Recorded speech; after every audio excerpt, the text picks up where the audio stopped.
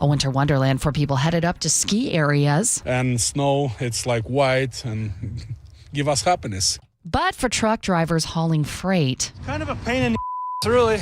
I've been here a half hour now trying to do this, and it's just not cooperating. KIRO 7 TV reports the storm warning is in effect through Thursday at 4 p.m. The snow is expected to taper off before the weekend. No more in the forecast after that until the middle of next week. But it is go time. All that snow means Alpental ski area at Snoqualmie Pass opens today. They have enough snow to start operations after avalanche control work this morning.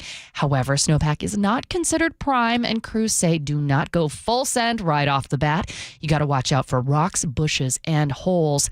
And all that snow, not all fun and games, as you heard from that truck driver. Eastbound I-90 closed for about 2 hours yesterday from North Bend to Snoqualmie Summit because of multiple crashes. Snowplows are working overtime, but forecasters say more heavy snow today and breezy conditions will make for hazardous driving again. Seattle area drivers should prepare for major traffic this weekend. Revive I-5 resumes with work on the Ship Canal Bridge. That means I-5 northbound will be completely shut down from I-90 to Northeast 45th Street from midnight Friday until 5 a.m. Monday. Washington Transportation Secretary Julie Meredith says work to preserve the bridge is long overdue. The last major efforts to maintain and preserve this bridge happened decades ago. We've seen over 200 emergency repairs since 2019. The weekend's work will create safe construction zones for 2-lane closures that will last throughout 2026, so a long time. A Kent man on the run for more than 2 years has finally been arrested. Police say back in November of 2023, the man pointed a loaded gun at employees of a Subway restaurant. Kent PD was called out there after reports of gunshots in the parking lot. After a 5-hour standoff, they arrested the man. Nobody got hurt. The man later posted bail, but never showed up to court. Well, last month, an officer on an unrelated call got a hit from a flock camera, which is an automated license plate reader, about the man's car.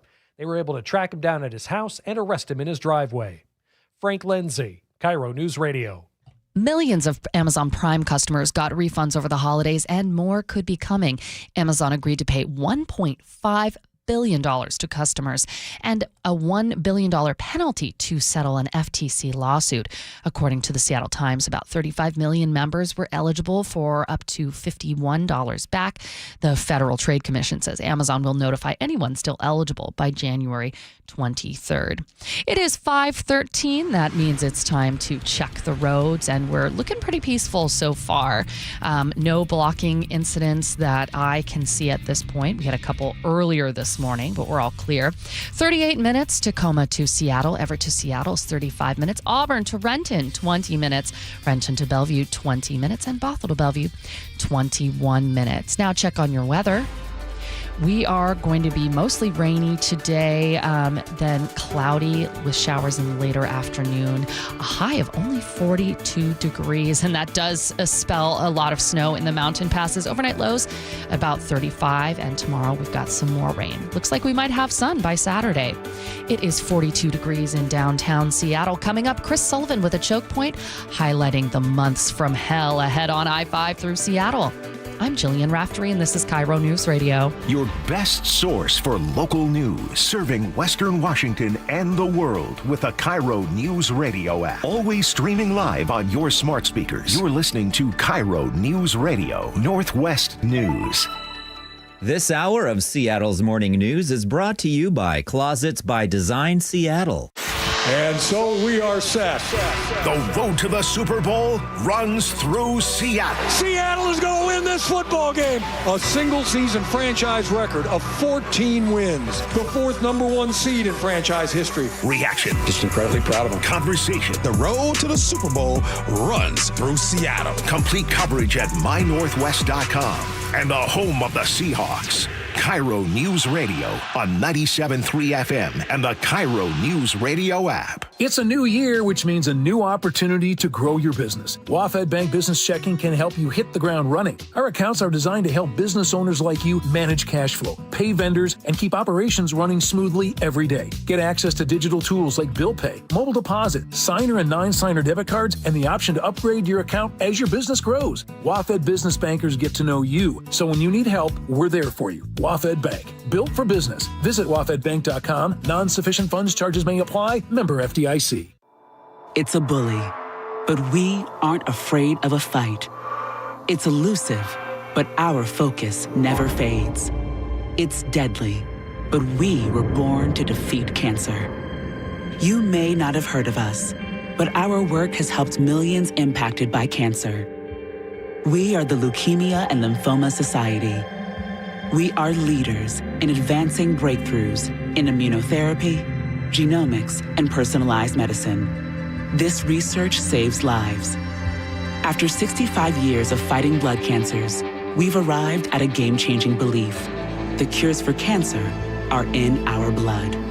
The drugs and treatments we've developed for blood cancers have helped people affected by many different types of cancers. We are the Leukemia and Lymphoma Society. Beating cancer is in our blood. Learn more at LLS.org. Hey, it's Jason Rance. I'm here with our local tax expert and advocate, Greg Nunn from None Better Tax Resolution. So there are some folks who probably think that they are in the clear because they haven't been hounded by IRS agents for the last few weeks. But that is a false sense of comfort. It's a false sense of comfort. And I understand why people feel that way, Jason, because with the IRS shut down, all the revenue agents, the auditors, the revenue officers, the tax collectors, they weren't in their office. And the IRS stopped sending out notices because they knew that, people just couldn't respond to them because there weren't a lot of IRS personnel around. And so you get comfortable, you get complacent. But I tell you, folks, really, if you got an IRS issue, it's better to take care of it now than later. It really is. If you're having trouble with the IRS, then call Greg Nunn. None Better Tax Resolution. From stress to success with IRS Solutions. 425-947-1967 or Google NUNN. None Better Tax Resolution. 1 in 3 adults has prediabetes. 1 in 3. That means it could be you, your football buddy, your football buddy, or you, your best man, your worst man. You, your dog walker, your cat jogger. While 1 in 3 adults has prediabetes, with early diagnosis, prediabetes can be reversed. Take the risk test at doihaveprediabetes.org. Brought to you by the Ad Council and its Prediabetes Awareness Partners.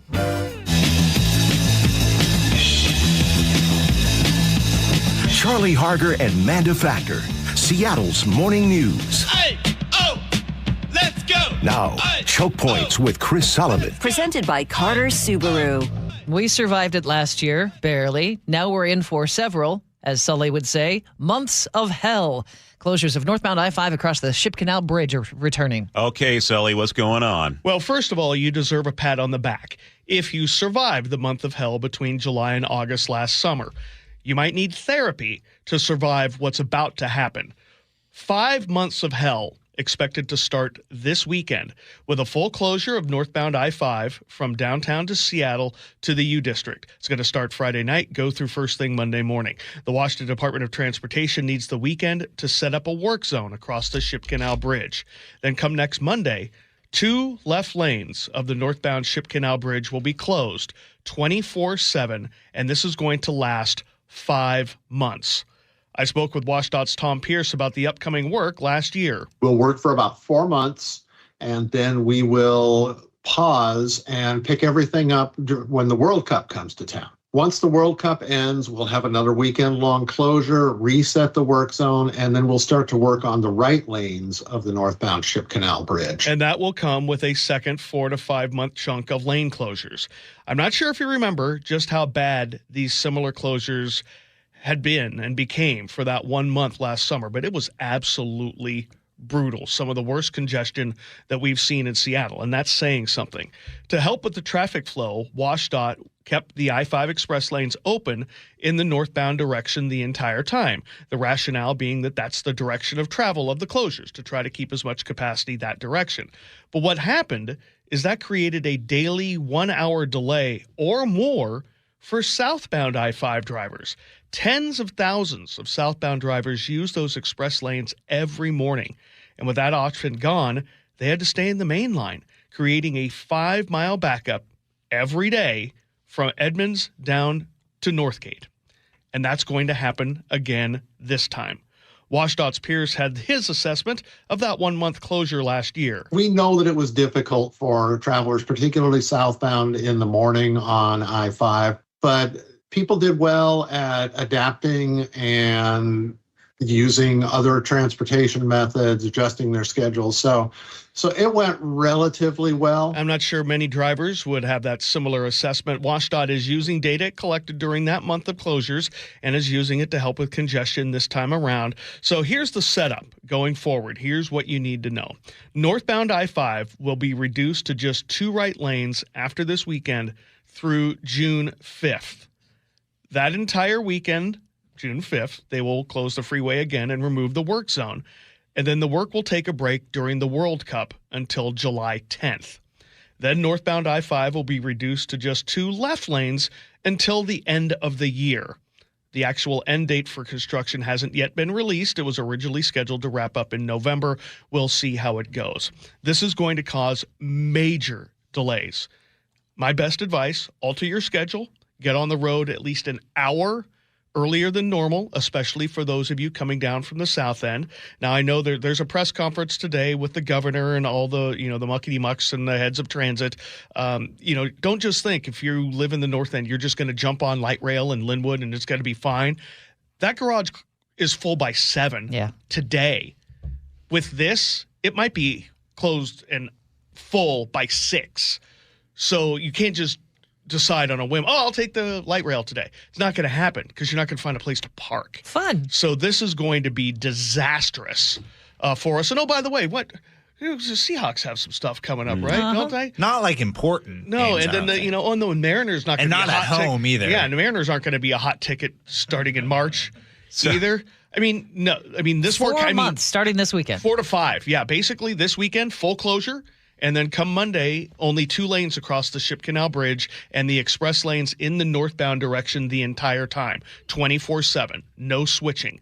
And that is going to just cause chaos for people coming in from Snohomish County. So that was like a month over the summer. And in the summer, UW is not in session. There's that too. A lot of stuff going on. Kids not in school in general. Right. So we're talking now where everybody is back to the grind. This is something to pay attention to. True. Yes, it is. As I told my wife, she has to make some commutes into Seattle. I'm like, you better leave an hour earlier, which means getting on the road in the 5 o'clock hour if you want to try to beat this. It is the real deal.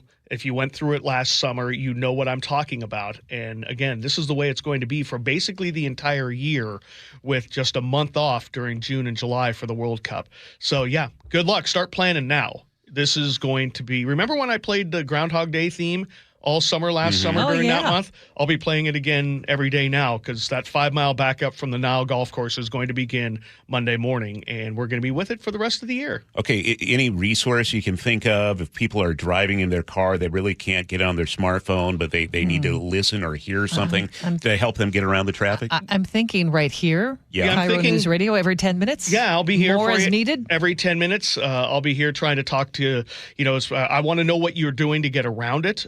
Whether you tried transit or whether you got there early, what it's like through some of the neighborhoods. I know going through the north end of the U District through Ravenna, down through Fremont, people taking 15th, going through Ballard, staying there, not just avoiding the 99. Also, that was another one that backed was awful. up through. That backed up to before the zoo. Every day and with just volume. So this is legit, and it's flown under the radar, and it starts this Saturday. Friday night it's the closure, but Monday morning is going to be our first test. It's 5:24, and it is about 42 degrees in downtown Seattle. That's going to be our high temperature for the day. We got a break in the rain most of the places in the region. We are going to have rain later this afternoon with some wind. The only exception to the break of the rain is the snow hanging over the Cascades. Right now it's 42 degrees in downtown Seattle. Coming up, Charlie Harger has your commentary looking at the rampant retail theft in our state.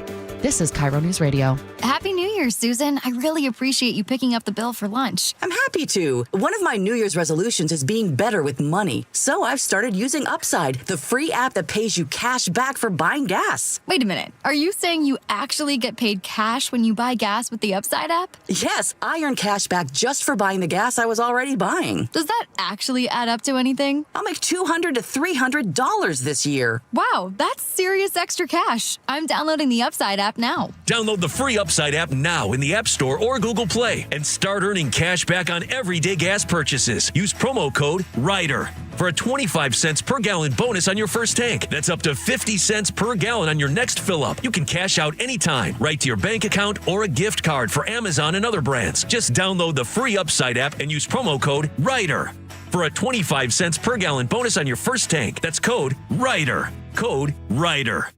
Offers vary by user and location. Go to upside.com for terms and conditions. Every 2 minutes, an American is sexually assaulted. Be the someone who gives their time. Be the someone who lends an ear.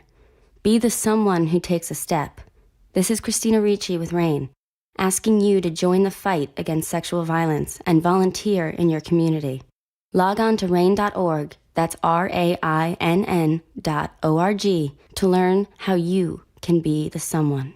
This message brought to you by the Rape, Abuse, and Incest National Network and this station. For seniors, the new year is a good time to reassess finances. If you're struggling with bills, our friend Steve Teitler of Best Mortgage says a reverse mortgage may be a great way to ease your stress. Seniors tell me all the time, we love our home, we'd love to stay here, but we just can't afford it anymore. A reverse mortgage lets you tap your home equity for tax-free cash to pay off your mortgage, pay off your debts, and maybe put some extra money in the bank. You've worked hard for that home equity. Now let your home work for you. And best of all, you'll have no mortgage payments the rest of your life. And you always talk to a real person, not an AI robot. That's right. You'll get a no-pressure consultation directly from me. Never a sales pitch and never an AI bot. Honest advice you can trust from Best Mortgage, the reverse mortgage experts, the VA loan and debt consolidation experts too. 425-649-6000. Best Mortgage, 425-649-6000. My name is Carlos, and I'm a Cub Scout. I'm here to talk to you today about becoming a scout like me. Cub Scouts get badges for doing fun activities, and we make friends.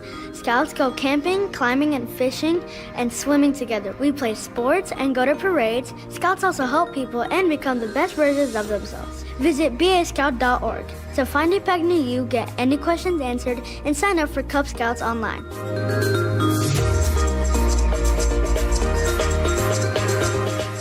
Hartley here from Wilcox Family Farms. I'm so excited to have my cousin Amelia with me today. So I saw that you visited the baby chicks. I got to hold 7 of them. They were so cute. Do you know why Wilcox chickens are so happy? Because they get to play outside? Yes. Happy chickens are healthy chickens. From our farm to your table, Wilcox Family Farms eggs, locally fresh since 1909. He flew fighter jets in 2 wars and taught you how to drive a car. He fed everyone on the block, but never shared his secret recipes. And every time he'd tell a story, he'd own the room. But now more than ever, he may feel alone. Today, older adults and their loved ones are struggling to connect in a time when connection has never been more important. But there is something we can do. Embrace our older loved ones through StoryCorps Connect. With StoryCorps Connect, you can honor seniors remotely with an interview about their life. Every interview will be archived at the Library of Congress, becoming part of American history, so that years from now, future generations can listen in. All right, Grandpa, what's one piece of advice you have for me? Just 3 words, sweetheart. Live with courage. The man that had the best stories still has plenty of stories to tell.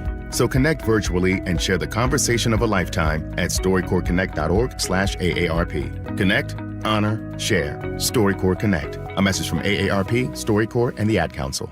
Hey there, Don Riling with Olympic Hot Tub. Ready to kick off 2026 on a healthier path? Our New Year, New You event has everything you need, from saltwater hot tubs to rejuvenating saunas and cold plunges, or staying active with a swim spa. We've got the perfect way to help you feel your best.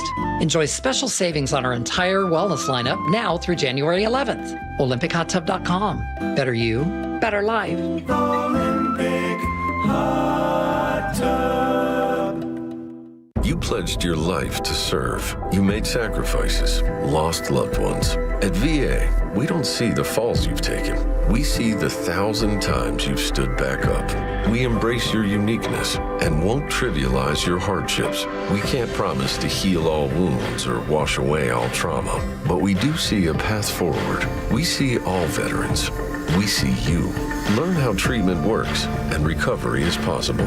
Visit maketheconnection.net. Now is your time to get into a new D.R. Horton home by taking advantage of its National Red Tag Sales event going on right now through January 25th. Stop by any of its participating communities and find select Red Tag homes at incredible pricing. So whether you're buying your first home or looking for an upgrade, you don't want to miss the Red Tag Sales event going on right now. Discover the D.R. Horton difference. Visit drhorton.com. D.R. Horton, America's builder and equal housing opportunity builder. Start the new year taking active liver supplements from New Nordic. Online at Amazon or newnordicusa.com or at CVS, ShopRite, Meijer Grocery, or Wegmans.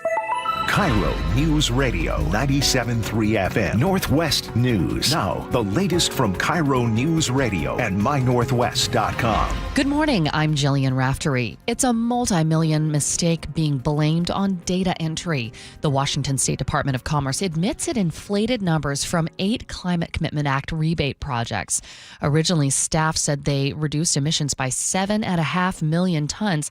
The actual number is 78,000 tons. The Washington Policy Center found the mistake. They screwed up the numbers. They made a gigantic math error, and they repeated that math error in their press release and their public statements. The Commerce Department says the mistake did not affect funding. You will hear much more on this coming up at 6:03.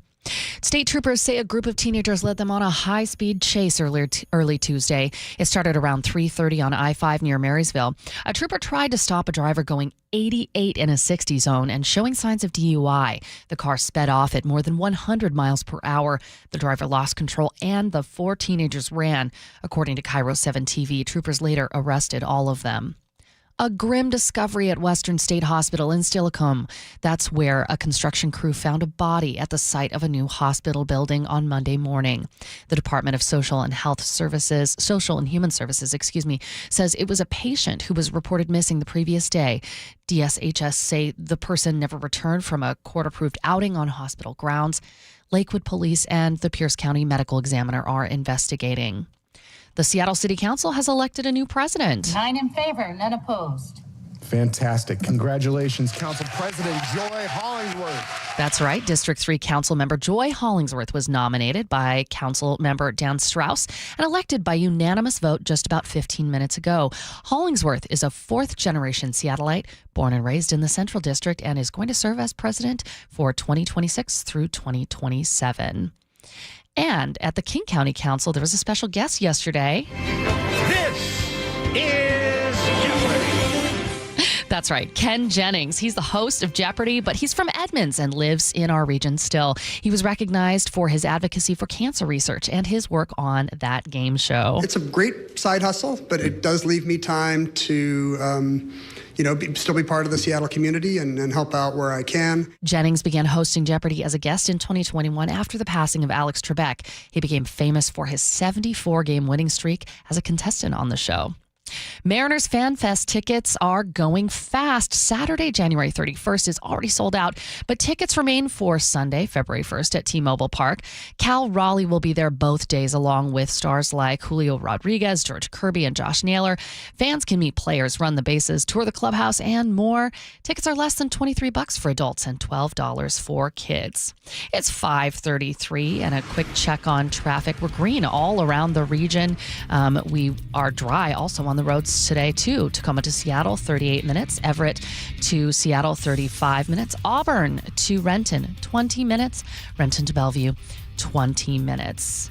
And let's check your weather. We are dry for now, but later today, rain returns. We're going to be a little bit windy. High of only 42.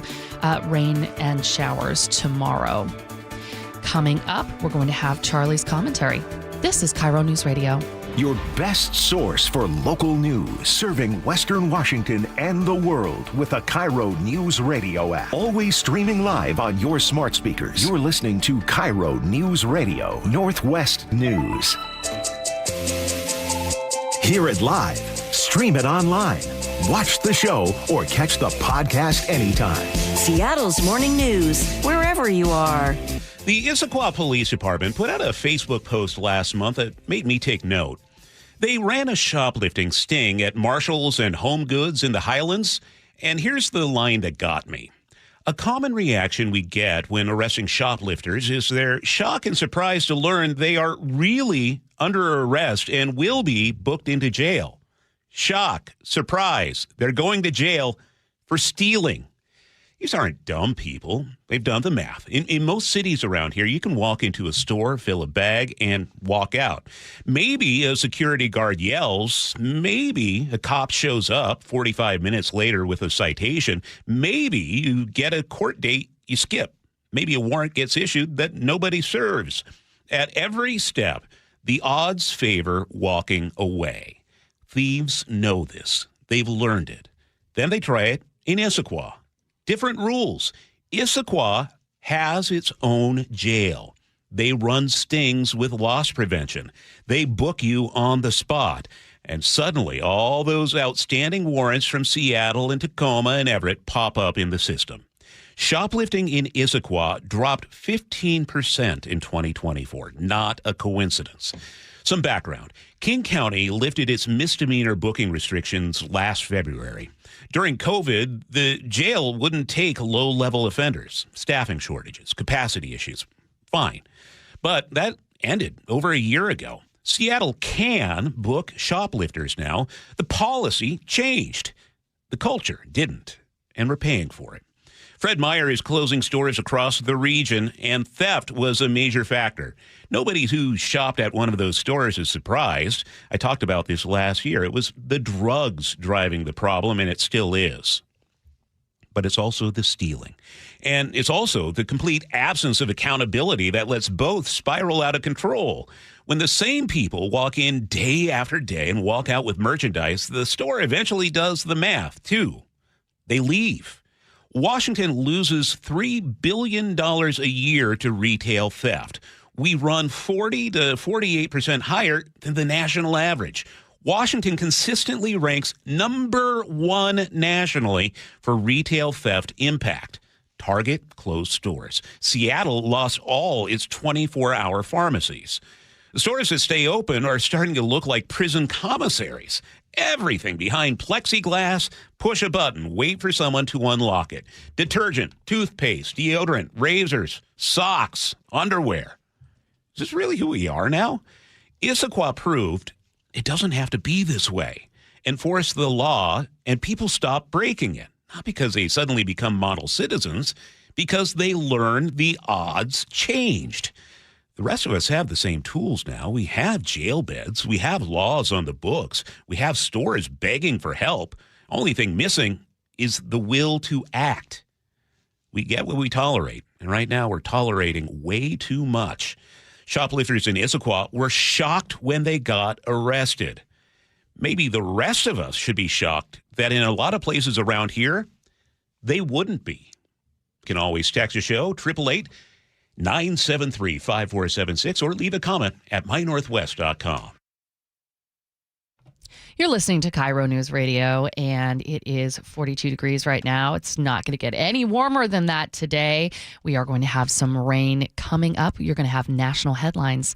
You're listening to KIRO News Radio. This is your city. Seattle voters have spoken, and they wanted change. Wilson really resonated, especially with some younger voters. On the terms of working people, make it work for them. Katie Wilson is just actually not afraid to say she's a socialist. What challenges does the political newcomer face once taking office? Never having any managerial experience. Stay with KIRO News Radio and mynorthwest.com for the latest. Change takes time, and we don't give it time. And the KIRO News Radio app.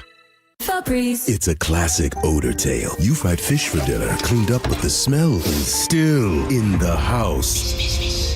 And the neighbors are coming over for game night. They're on their way.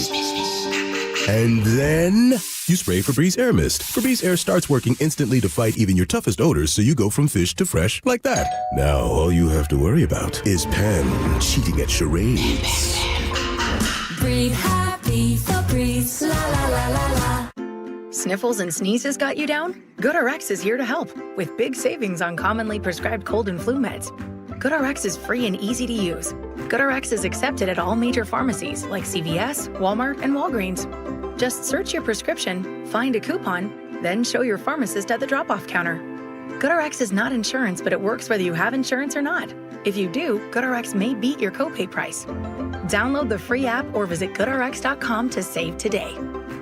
Veterans, the new year's a good time to re-examine finances. If you're struggling with bills, VA loan expert Steve Teitler of Best Mortgage says he may have a solution. Many veterans are sitting on a lot of home equity, and even with a low mortgage rate, your total monthly payments may be a struggle. The good news is with today's lower VA loan rates, you can do a VA cash-out refinance and pay off your high-interest rate debt and roll everything into one low monthly payment. For example, one VA client saved more than $1,200 per month. And remember, with a VA loan, you can buy a home with no money down. And you always talk to a real person, not an AI robot. That's right. Whether you're a veteran or seeking a conventional loan, you'll talk directly to me or an experienced senior advisor, never an AI bot. Honest advice you can trust. From Best Mortgage, the VA loan experts. 425-649-6000. Best Mortgage. 425-649-6000. For the news you trust. Breaking news we are getting. Experience matters. Good afternoon. I'm Aaron Granillo. James Lynch, KIRO Newsradio. Good morning. I'm Heather Bosch. Luke Ducey, KIRO News Radio.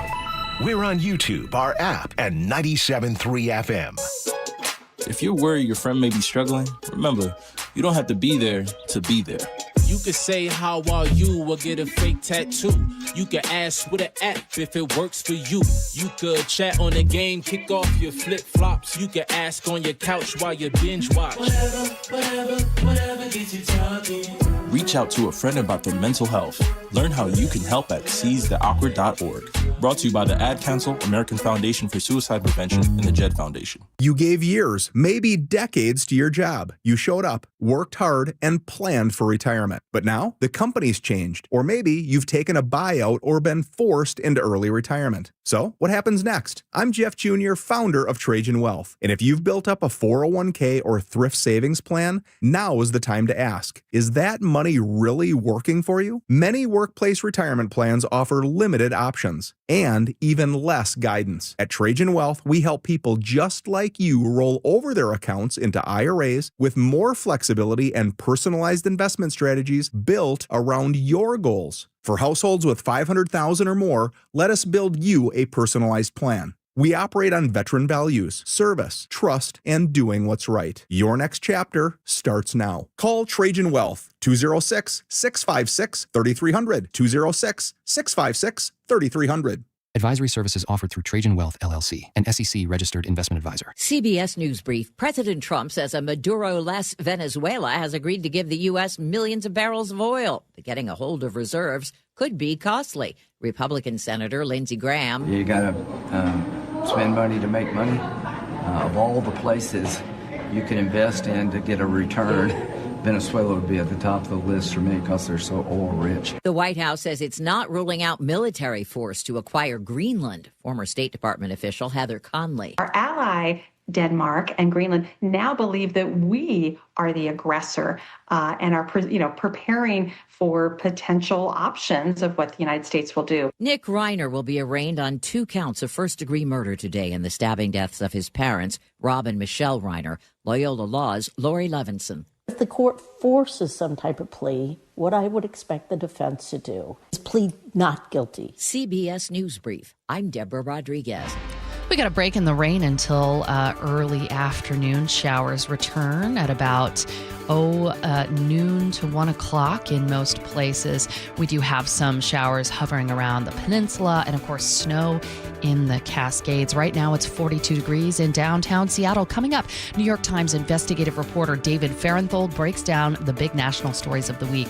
This is KIRO News Radio. Free consultations, no fee guarantees, 5-star reviews. JP Pendergast with Pendergast Law explains the importance of going beyond these familiar offerings. Accident victims want an attorney, Tom, that satisfies their needs. Someone who handles those needs with the highest degree of care. Pendergast Law offers the no-fee guarantees and free consultations, but these only scratch the surface. Okay, explain more. We make sure that every member of our team is genuinely passionate about helping others. Customer service and communication are our top priority. It's how we take care of our clients so they always feel one step ahead of the insurance companies. Our strong reputation for high standards provides comfort and confidence when it's needed most. Pendergast Law offers the free consultations, the no-fee guarantees, and of course, they are 5-star rated. But what really makes them different is their genuine passion for helping others. I can't recommend them enough. If you or a loved one has been injured in a car accident, call Pendergast Law. We can help. That's PendergastLaw.com. I'm worried. About what? Water. Oh? Hot water, if you really want to know. Water heater worries? Worried it's wearing down. Running out? The hot doesn't last like it used to. So you're... worried. I got a guaranteed fix. Let me guess. A new water heater. Right, but... that's what worries me. Well, worry no more. Why? What you need is an Apollo Plumbing water heater. Because? We include Wrenchy's worry-free warranty. Wrenchy's what? Worry-free warranty. Which means? When it wears out, we replace it. No extra charge. As an A-List Club member, you're covered for life. For life? For as long as you're an A-List member. You get annual life-extending water heater flushes included. So it lasts longer. Right. And when it needs replacement, you're covered. With no worries. Because it's Wrenchy's worry-free warranty. What else would you expect from the Ready Right Now plumbers? Apollo Plumbing. Home of Wrenchy's worry-free warranty. What about tankless ones? Worry-free too. Gotta love that Wrenchy. ApolloPlumbing.com. This is the city's longest-running radio news show, Seattle's Morning News on KIRO News Radio. Busy week in the news with the U.S. going into Venezuela and taking Maduro out, bringing him to the United States. A lot is going on. Let's get some analysis from New York Times investigative reporter David Farenthold. Let's start with just your initial reaction to the capturing of Maduro, David. Well, it was a seemingly well-done military operation. The question for me, is this more like Panama in 1989, where we took out the, anti-American dictator and then things were pretty stable in Panama? Or is this, something more familiar to us from Afghanistan or Iraq, where you take out the leader and think you've won, but really you've just started the process? So it's a little hard for me to know now what's going to happen in Venezuela. And I don't think the Trump folks know that well either. I've heard it referred to over the past 24 hours as the Donroe Doctrine. Can you maybe describe what the president's administration is saying they want to do over the Western Hemisphere? Well, it is like the Monroe Doctrine from the 1800s, in that they want to, sort of have America be the sovereign of the Western Hemisphere. But it's, a little more self-serving than the past versions, which is that it's, we're after resources. So Trump has pretty explicitly said that the reason he's so interested in Venezuela is because they have a bunch of oil, and he feels like the oil should be ours, or it used to be ours, or something like that. That somehow Venezuela's oil was taken from us by the Venezuelans, and now we want to get it back. Kind of a similar, I think Greenland's in the Western Hemisphere, similar approach with Greenland. We want Greenland not because it, belongs to us or because we're freeing the people of Greenland or whatever. They just have a lot of resources, and we want them. What's the consensus? Ultimately, is this good for the people of Venezuela? To be honest, I don't think Trump is thinking about them, whether this will make them more free or more prosperous. And I don't think it will change much for them, at least much positively in the short term. Trump's been pretty explicit that he wants to leave basically the rest of the Venezuelan government in charge, including, Maduro's vice president. So he's not changing this regime that's been so oppressive to Venezuelans. It's ruined the country's economy. And, I think I don't see it getting more orderly there. I could see it getting less orderly if people feel like, leftist guerrillas or, local warlords or whoever wants to try to challenge the central government now that it's seen weaker. That could lead to more instability. So if you were Venezuelan, I don't think that getting rid of Maduro changes much for you, unfortunately. Do you anticipate much of a pushback, if any, from Congress on this? There has been a little pushback from some Republicans, including Senator Mike Lee from Utah, who have said, where was the declaration of war? Where was the congressional authorization to do this? But, we have seen, sort of bouts of that from Republicans in Congress, and it hasn't added up to very much in the past. They don't really want to mess with Trump, and so far they haven't. So, I don't see this becoming a problem for Trump in Congress unless it starts to go bad in Venezuela. If there are, if there's some sort of more civil unrest, more immigrants, more disorder, Trump's plan to basically run Venezuela from outside Venezuela doesn't work. I could see there being more scrutiny, but right now, just on the principles, I don't see it happening. I want to ask you about the news from the governor's office in Minnesota. Tim Walz has decided not to seek re-election for a third term. Is this some sort of strategizing? What's in his future? No, it's not.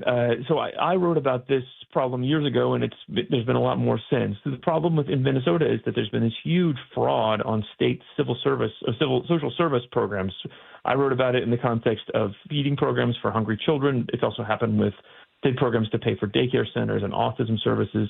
There's been these huge frauds where people, many of them Somali immigrants, have basically filed fraudulent claims saying they were helping kids that didn't exist and got millions and millions of dollars. And this was known as far back as 2022, and it's continued until now. And basically, Walz's administration's inability to stop these giant frauds on state funding has tarnished his reputation and caused him to basically think, I don't know if he really would have lost in a midterm year when Democrats were going to be doing well, but to make him think that he was politically damaged goods.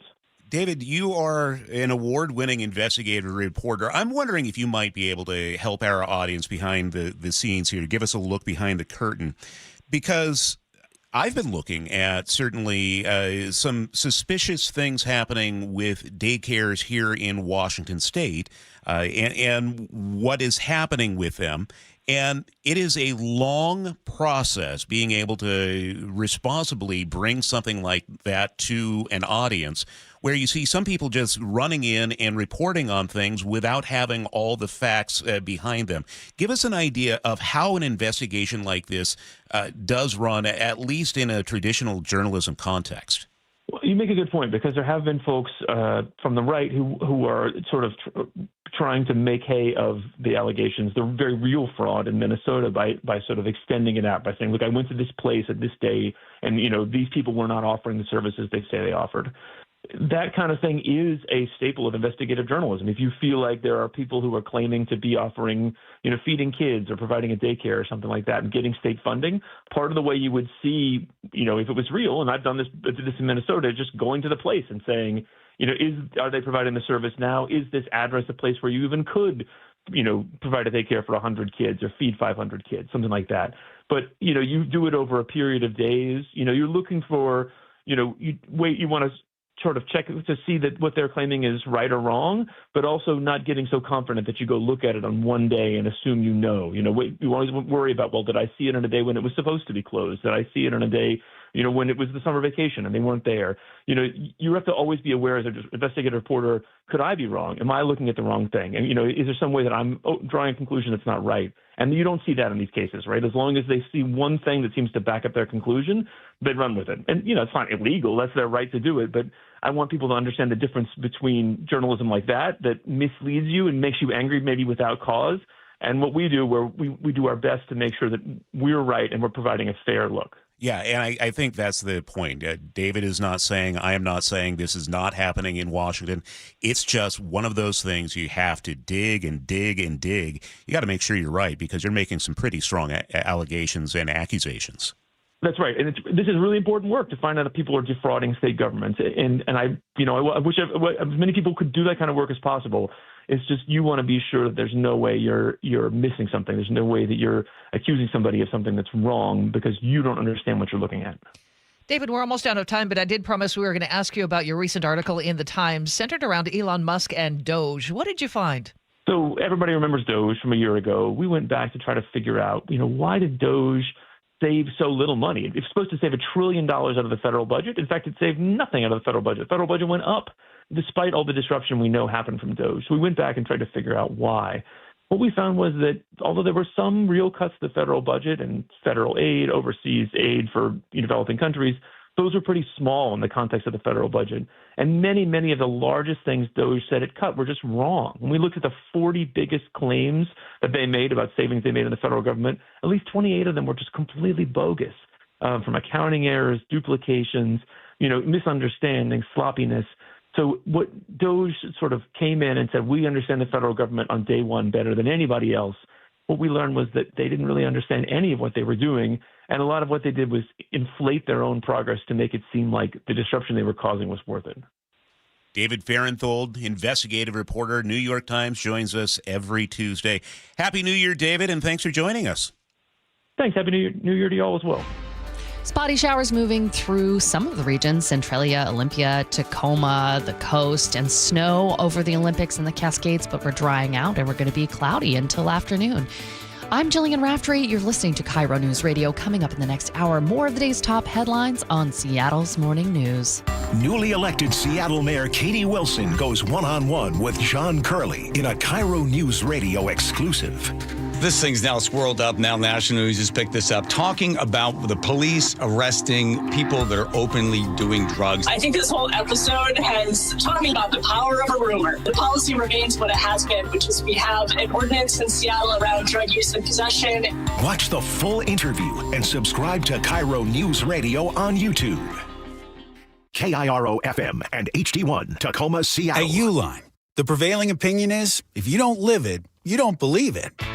The people at Uline believe in hard work, and they live it by being there 24/7 to answer your call, having 41,000 items in stock, and offering same-day shipping from 12 locations across North America. Business owners, sellers, buyers, shippers, and packers believe it. Uline is the hard-working, dependable source for your shipping and industrial supplies. Visit uline.com. KIRO News Radio. Get on the YouTube channel. We're live all day on YouTube. Every show, every day. Hang out with us. The whole gang's there. And you never know what you might see. Back up the camera. Oh, my God. Just search KIRO News Radio, then subscribe. Now is your time to get into a new D.R. Horton home by taking advantage of its National Red Tag Sales event going on right now through January 25th. Stop by any of its participating communities and find select Red Tag homes at incredible pricing. So whether you're buying your first home or looking for an upgrade, you don't want to miss the Red Tag Sales event going on right now. Discover the D.R. Horton difference. Visit drhorton.com. D.R. Horton, America's builder and equal housing opportunity builder. Some kids never smile. They're embarrassed by their crooked teeth. They want braces like the other kids, but their families can't afford them. Some may even try to straighten their teeth themselves. That can make everything worse.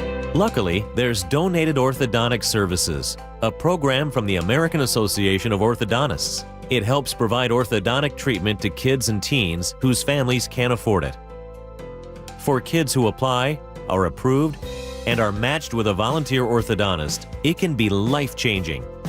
Their treatment is in the hands of an expert, a licensed local orthodontic specialist who improves their smiles by correctly aligning teeth and jaws. Some kids think they'll never smile again, but Donated Orthodontic Services may help them smile with confidence. To link to the application and eligibility requirements, visit aaoinfo.org. She and Ursula, weekdays from 9 to noon on KIRO News Radio. For seniors, the new year is a good time to reassess finances. If you're struggling with bills, our friend Steve Teitler of Best Mortgage says a reverse mortgage may be a great way to ease your stress. Seniors tell me all the time, we love our home, we'd love to stay here, but we just can't afford it anymore. A reverse mortgage lets you tap your home equity for tax-free cash to pay off your mortgage, pay off your debts, and maybe put some extra money in the bank. You've worked hard for that home equity. Now let your home work for you. And best of all, you'll have no mortgage payments the rest of your life. And you always talk to a real person, not an AI robot. That's right. You'll get a no-pressure consultation directly from me. Never a sales pitch and never an AI bot. Honest advice you can trust from Best Mortgage, the reverse mortgage experts, the VA loan and debt consolidation experts too. 425-649-6000. Best Mortgage, 425-649-6000. Eric Johnson here. I spent the past 30 years working to help make our community better informed, better protected when it comes to consumer issues, and better equipped to take on whatever life throws at us. That's why I love the free Washington Accident book series from Davis Law Group. These books keep us better informed about the law, better able to protect ourselves on and off the road, and better off when all is said and done after an accident. Chris Davis didn't have to write these books. He did it because he saw a need. People who were in accidents or other legal situations didn't know what to do, what pictures to take, documents to request. Only a tiny fraction of the people who get these free books will ever become clients of Davis Law Group, but that's not the point. Chris wrote them because it was the right thing to do. The free Washington Accident Book Series is a must-have for drivers who want to be prepared for whatever the road might throw at them. Get yours at WashingtonAccidentBooks.com. Your best source for local news. KIRO Newsradio. KIRO FM and HD1. Tacoma, Seattle. Northwest News. This is CBS News on the Hour, sponsored by Progressive Insurance.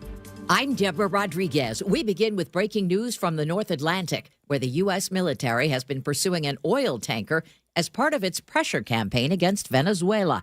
CBS's Stacey Lynn has new developments. Sources tell CBS News the vessel was sanctioned for transporting oil from Venezuela and Iran and is now sailing under a Russian flag. Officials say Russian naval vessels, including a submarine, were deployed near the ship, and U.S. forces have now boarded the vessel. The U.S. has been following the tanker since last month. There are reports of significant U.S. military movement elsewhere. President Trump appears ready to back up his threats with firepower. The Times of London reports American military aircraft have been amassing at British air bases, often used as staging posts for U.S. operations in Europe and the Middle East. A fleet of at least 14 C-17 Globemaster transport aircraft and 2 heavily armed AC-130J Ghost Rider gunships have reportedly arrived since Saturday, the day of the U.S. arrest of Venezuela's President Maduro. Vicki Barker, CBS News. Top advisors say President Trump is not ruling out force in his bid to take control of Greenland. The Senate is expected to vote this week on limiting the president's war powers. Correspondent Nicole Skenga has been speaking with Homeland Security Secretary Kristi Noem about the administration's largest crackdown to date on immigration and its target, the Twin Cities. 2,000 agents is enormous. It is. How do you justify that to the American taxpayer? The American taxpayer is grateful that that resource allocation has been put here. We've never seen this kind of fraudulent and abuse of programs before in recent history. Nick Reiner is scheduled to be arraigned in Los Angeles today on 2 counts of first-degree murder in the stabbing deaths of his mother and father, director Rob and producer Michelle Reiner. CBS News legal contributor Jessica Levinson. We can expect that mental health issues will play a huge role in the case against Nick Reiner. A threshold question will likely be whether or not Nick Reiner is in fact competent to stand trial. Even if he is, a jury could still find him not guilty by reason of insanity. There is yet another reason to stay away from processed foods. A study in France found that people who consumed high levels of foods and beverages containing common preservatives had as much as a 49% greater chance of being diagnosed with diabetes. Researchers say consumers should try to eat more fresh, minimally processed foods. CBS's Michael George reporting. This is CBS News.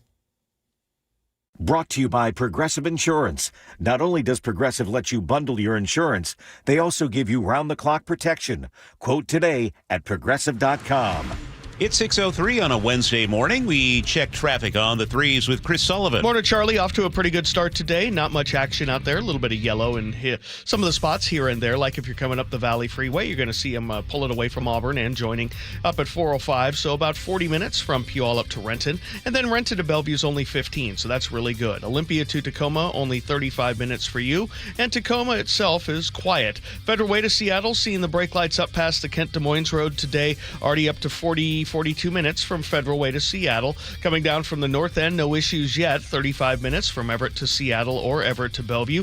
Lake bridges are still in fine shape. As we continue to see the snow in the passes, just check things out. Snoqualmie, traction tires are advised. Stevens, chains required, except all-wheel drive. And then White Pass, traction tires are required. So we're going to be watching the passes closely today.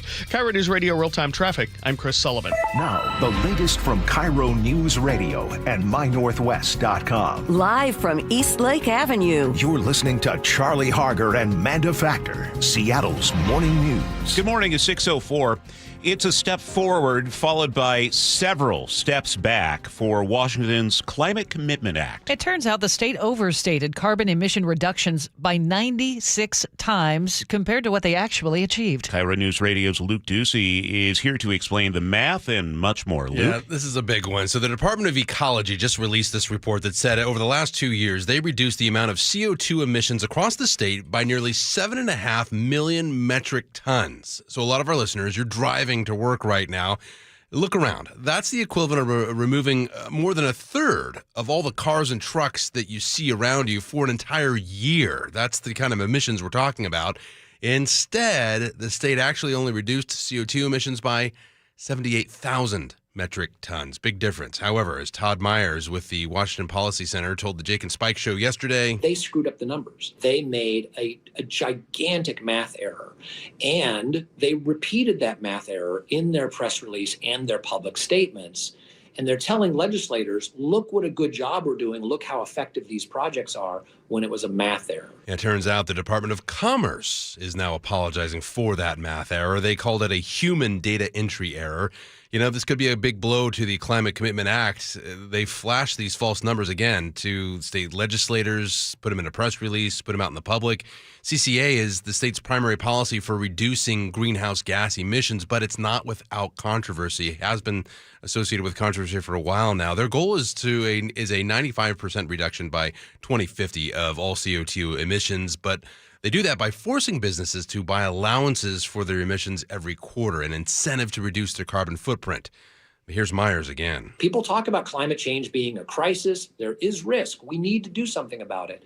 But if the more serious you think it is, the more frustrated you should be with how sloppy our climate accounting is and how frivolously we spend some of this money on things that don't really do anything for the planet. And Charlie and Amanda, we're talking about spending $1.5 billion over the last 2 years. That's what this has cost. The Washington Department of Commerce now says they're making changes to how they input that data so it won't happen again. And the thing is, Luke, this is gas money. We pay 40 cents more a gallon, all of us, compared to Oregon. And we used to be at the same level, but once the CCA went into effect, 40 cents more a gallon we're all paying for this Climate Commitment Act that just, instead of the millions of tons, it's just tens of thousands. Thousands. And if you think that you're not paying for it, I've got an example in the next half hour, the bottom of the hour.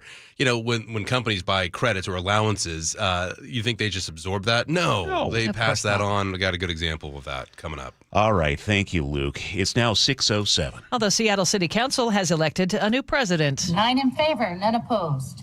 Fantastic. Congratulations, Council President Joy Hollingsworth. District 3 Council Member Hollingsworth was nominated by Council Member Dan Strauss and elected by a unanimous vote just yesterday.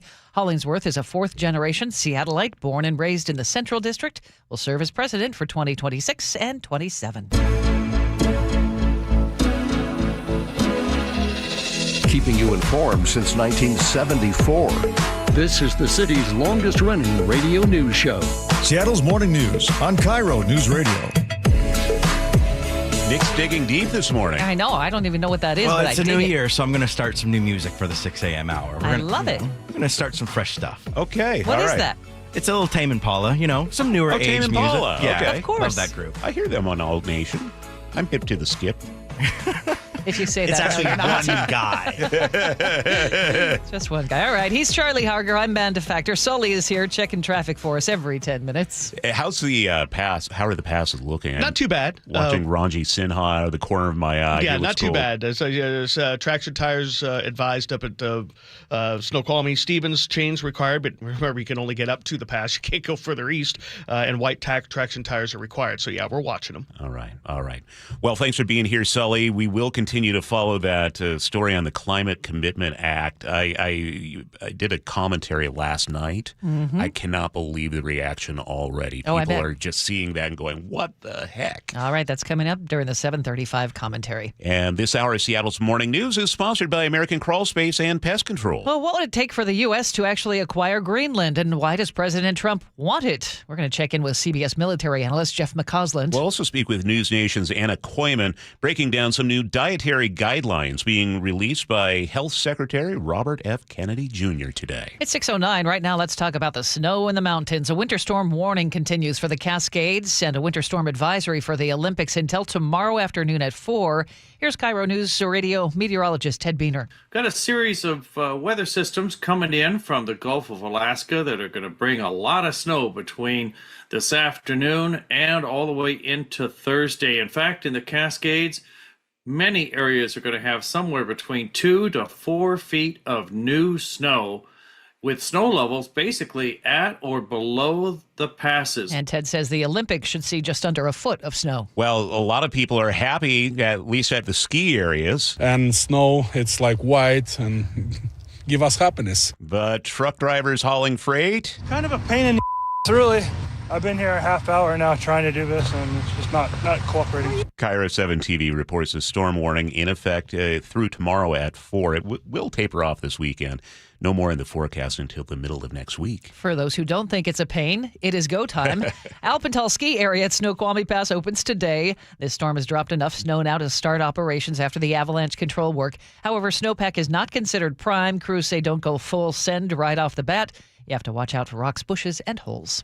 Getting some really encouraging news about violent crime out of one Pierce County city. I'm Jillian Raftery. There were no murders, not a single one in the Pierce County city of Lakewood in 2025. In fact, crime was down in almost every category, including a 25% drop in aggravated assault and a 50% drop in sexual assault. Police leadership believes strategic changes like new technology, full-time patrols in the business district, and strong community partnerships allowed officers to be more proactive and intervene before some crimes escalated. It's 6:11. We have lots of sports news this morning. Washington football may be losing its future star. Huskies quarterback DeMond Williams Jr. plans to transfer. He announced the move yesterday on social media. He wrote he needs to do what's best for his future. ESPN reports he signed the contract just Friday, but now wants out. Yahoo Sports says Washington believes another school contacted him early. According to the Seattle Times, the Huskies do plan legal action and will submit evidence of tampering. Mariners Fan Fest tickets going fast. Saturday, January 31st, already sold out, but tickets remain for Sunday, February 1st at T-Mobile Park. Cal Raleigh will be there both days. So J-Rod, George Kirby, Josh Naylor. Fans can meet players, run the bases, tour the clubhouse, and more. Tickets cost $23 for adults, $12 for kids. That's always so much fun, and I'll bet you it's going to be huge this year. So glad they brought it back. One more note. The Seahawks may need a new offensive coordinator next season. Clint Kubiak has now emerged as a top candidate for NFL head coaching jobs. Sports Illustrated reports at least 4 teams have requested interviews with him. They include the Giants, the Cardinals, Falcons, and the Raiders, who, of course, just fired Seahawks head coach, former Seahawks head coach Pete Carroll. Kubiak is able to speak with the teams this week since the Hawks earned that first-round bye in the playoffs. 6:12, making it time for weather, brought to us by State Roofing and Exteriors. And Nick Allard, I've got some really good news for you.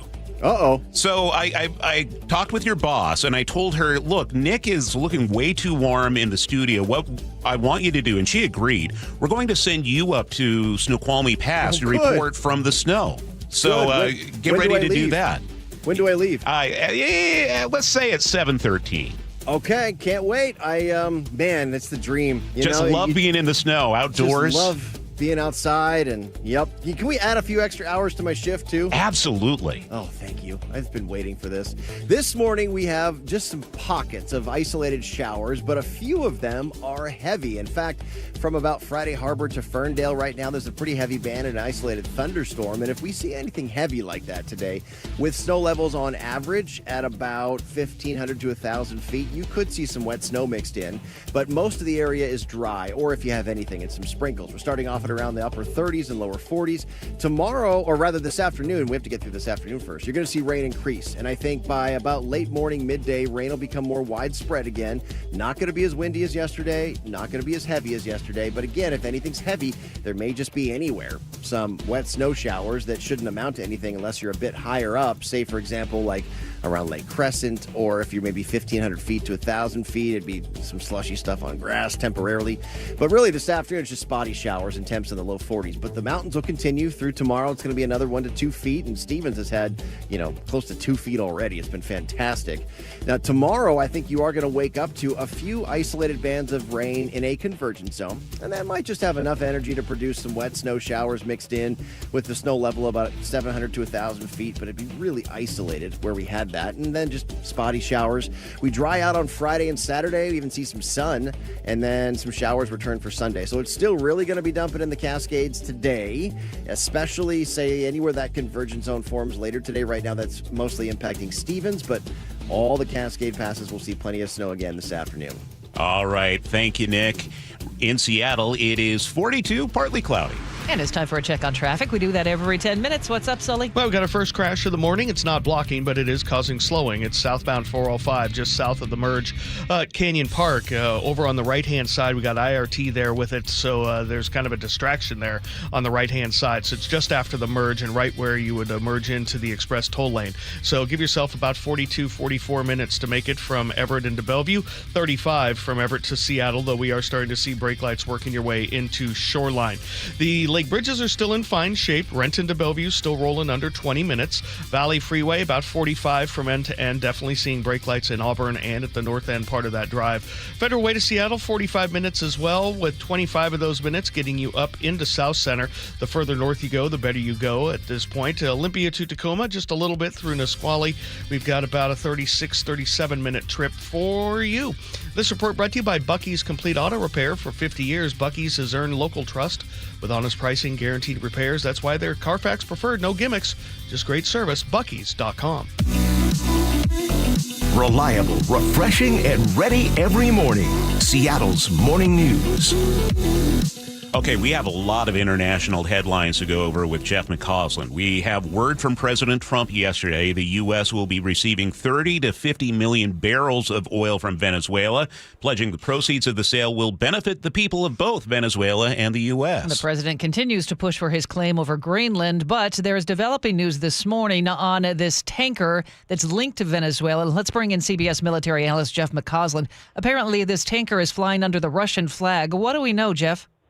Well, this is one of those sanctioned tankers of the so-called Black Fleet that has been used to bring oil out of Iran and out of Venezuela in contradiction to U.S. and other international sanctions. The United States tried to get it to stop when it was down in the Caribbean. The vessel refused to stop, and trying to conduct an operation on a moving vessel that might have a resistant crew was deferred until they got a maritime special operations unit in the region. And apparently we now have caught up with this particular tanker, I think somewhere off the coast of Iceland, and actually seized the vessel. In the intervening phase, as you said, Manda, they have actually reflagged once again. They were traveling initially with no flag, which is against international law to travel in a vessel without a flag being flown.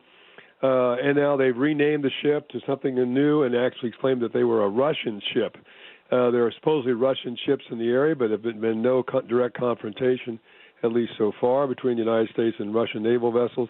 But the ship now is apparently under U.S. control. And does that complicate things? Help me understand. What if Russia says, yeah, that is one of our ships? Yeah, I mean, that does complicate things. The Russians could claim that this vessel, though renamed and reflagged while it was underway, is now part of the Russian maritime fleet. And this is, U.S. piracy on the high seas, and this could then spill into a confrontation. Frankly, I don't think that will happen. Honestly, I hope it doesn't, but I don't think it will either, simply because right now I would think if I'm Vladimir Putin, I am enormously happy that Mr. Trump is distracted and the United States is distracted with this crisis over Venezuela that might involve large numbers of U.S. military forces, diverting those forces from other parts of the world, most notably Europe, number one. And number two is the president's remarks yesterday about the United States should seize and control Greenland, which drives a fissure between the United States and its NATO allies, Greenland being part of Denmark, the a founding member of the NATO alliance. Should be delightful, Mr. Putin, because I think he's endeavoring to try to achieve on the diplomatic arena what he has been unable to achieve on the battlefield in Ukraine. Okay, as long as you brought up Greenland, we'll get back to Venezuela in a moment. But House Speaker Mike Johnson yesterday said the president wants to buy Greenland. What does that look like? Well, I think he needs to talk to Trump because that certainly is an option. But the president, through his spokesman, press secretary, and through his advisor, Stephen Miller, has certainly not taken the use of military force off the table. And in fact, Mr. Miller gave a very blunt interview on CNN just yesterday in which he said, the world is ruled by power and by force, and no one's going to fight us over Greenland, underscoring a social media post that his wife had put out, which was the flag of the United States superimposed over the territory of Greenland, and a caption which just said, soon. So Greenland, of course, is its parent country is Denmark, a NATO ally. What does it look like if there is some sort of use of force to take Greenland? Well, it's the end of NATO. Full stop. It's over. The longest serving alliance of democracies that has been in place for now 75 years, since 1949, and I think has served U.S. interests remarkably well in that period of time, is over and done with. And that will have ramifications diplomatically, of course, economically, et cetera, as we go into the future. And one of the great things I think the United States enjoyed for the Cold War and beyond was a vast array of allies around the world. Chinese don't have very many allies. I mean, they have North Korea and Pakistan. Okay, great. Russians don't have very many allies. The United States enjoys allies around the world, and as a consequence has military bases around the world, and enjoys, free trade with those allies in many ways, which has been to our betterment. And then the United States become more isolated if those allies and those alliances are destroyed. Jeff, the president keeps saying taking Greenland is a matter of national security. Can you explain that? Sure. I mean, there is some argument that Greenland has become more and more important from a security standpoint as the Arctic becomes more and more important. Some would argue it's an effect of climate change, as you can traverse the Arctic much more freely, perhaps now and in future, if we see the receding of the ice in that particular area. So it becomes much more important for commerce. It opens the access to an awful lot of minerals and oil, and perhaps that were not able to be reached before. And I think in some ways, going after Greenland has national security implications, that's for sure, but it also has economic implications. Greenland has, it's believed to have significant rare earth minerals, which are becoming more and more important, and as the ice recedes, those minerals will be more and more accessible. But the crazy thing about it is at one point during the Cold War, the United States had 10,000 troops in Greenland, clear cooperation with Denmark, doing whatever we wanted to as we confronted the Soviet Union. And I dare say that Greenland and Denmark would be more than willing to cooperate with the United States in any way we want in terms of rebuffing any threats posed by the Chinese and the Russians in that area without having to conquer and take over the country. Well, Jeff, let's stick a pin in that. This is going to be a story that's going to obviously develop throughout the week and months ahead. But let's return our focus to Venezuela, because the president is saying that we are getting all these barrels of oil, 30 to 50 million barrels of oil. What kind of response are we expecting from the international community over this announcement yesterday? Well, what they're simply going to say is this underscores what this was all about to begin with. We talked about initially, remember, it was about narcotics. And then at one time we said it was about democracy because, of course, Mr. Maduro refused to accept the results of the election conducted in 2024 and fraudulently seized power. But now it's becoming more and more clear in the aftermath of the president's press conference in Mar-a-Lago on Saturday and his remarks yesterday that we're going to take 50 million barrels. This is about oil. This is about oil. This is transactional. This is about the United States taking advantage of a situation in which we're now going to bleed off large portions of resources. And the president has said, of course, that our oil companies will be willing to invest some money into Venezuela to rebuild its oil infrastructure, and also, oh, by the way, recoup lost funds that were part and parcel of the assets that were nationalized by the Venezuelans. I believe it was 1979 and in 2007. But it just underscores around the world what this is truly all about. Is it odd to just have the administration hand over a list of demands to Venezuela? No, well, it's not odd in a way. I think on the one hand, they want to control Venezuela, but on the other hand, they're very tepid about ending up in a situation like we did in Baghdad, where somebody once said we had a plan to get into Baghdad, we just didn't have a plan to how we got out of Baghdad. And what I think does not want to see is the United States take over control of this country, full space. Have a viceroy on the ground running it like we did in Iraq. So he's trying to leverage the existing regime, Maduro minus, you might call it, to actually run the country, and by enforcing them to take directions that he dictates from Washington. Having this vast armada at sea off the coast of Venezuela, basically blockading perhaps Venezuela from exporting oil or other items out of the country, which basically breaks the economy. And so if you don't do what I say, you're going to suffer the consequences. And also in the back of that, also maintaining that potential for a second military strike or an outright invasion. So he's going to try to work through really people who were the supporters of Maduro to secure the objectives that he has set for the United States economically, politically, and diplomatically. All right. Well, man, what we need to do is get Jeff to join us in the video studio for like 30 minutes, maybe an hour. We never have enough time. To visit Seattle. Just fly me out. No problem. You're welcome anytime. Business class. Business class. Okay. I'll start packing my suitcase. All right. Jeff, thank you. CBS military analyst Jeff McCausland. All right, Sully, what's going on in traffic? Well, first, I got a little breaking transportation news that we're going to be following, which will let you know Alaska Airlines just announced its largest fleet order in history, 105 MAXs from Boeing.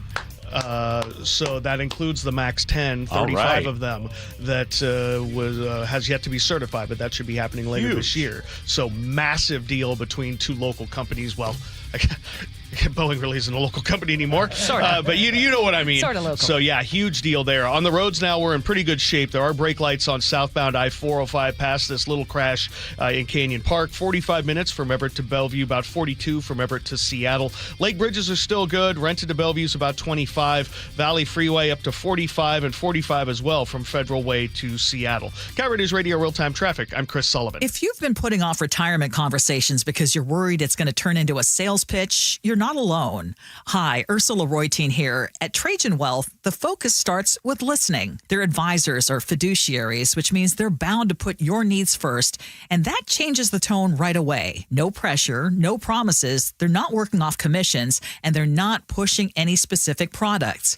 With Trajan Wealth, it's about understanding where you are and having a clearer sense of what your options look like. Trajan Wealth is veteran-owned and works with families who want thoughtful guidance that fits real life. Start the new year off right with a game-changing financial plan. Call Trajan Wealth today to figure out how to make your New Year's resolution stick. Trajan, spelled Trajan.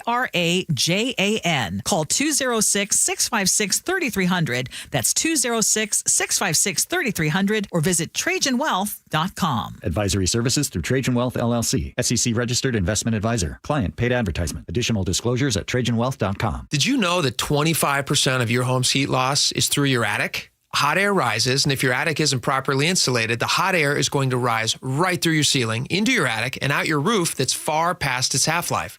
That sounds cold and expensive. Hey, this is Jake Skorheim. If this sounds like your house, it's time to call Valentine. And right now, Valentine has a great winter special. Bundle attic insulation with any new roof, and you'll save an additional 10% off your entire project. Plus, with Valentine's financing options, they make it easy. No matter what your home needs, insulation, gutters, siding, or a new roof, you are guaranteed the Valentine experience. Seamless communication, meticulous cleanup, and extra mile service, even in winter weather. My home is protected by Valentine. They keep me off the roof, which my wife and kids are extremely grateful for. I trust them to help you too. To lock in your winter bundle savings, call 206 Roofing today. Again, that's 206 Roofing. And remember, when you see the red Valentine vans, you know your home is in good hands. 206 Roofing. You're 62 or older, lots of equity in your home, and you want to pull some cash out, but a refinance or HELOC, well, it means a bigger payment. And the cost of selling your home, it's insane. So what should you do? Hey, Brock Hewitt here for Tila Mortgage. You don't need to live at a lower standard than you deserve. You really got three options. Number one, sell your home. 2, get a HELOC or refinance. Or 3, get a reverse mortgage. Tila has done the analysis and believes that a reverse mortgage is the most cost-effective way for seniors to get cash out of their homes without selling and having the option of no monthly mortgage payment. Too good to be true? No. Call today and let's compare. TILA, spelled T-I-L-A, is a name you can trust for truthful, honest, and ethical advice for all your mortgage needs. Give them a call today. 206-766-8888. That's 206-766-8888 or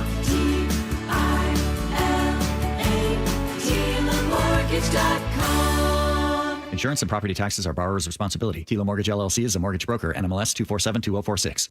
At Guardian Roofing, Gutters, and Insulation, we understand improving your home is an investment in your family, and we're here to help make it easier.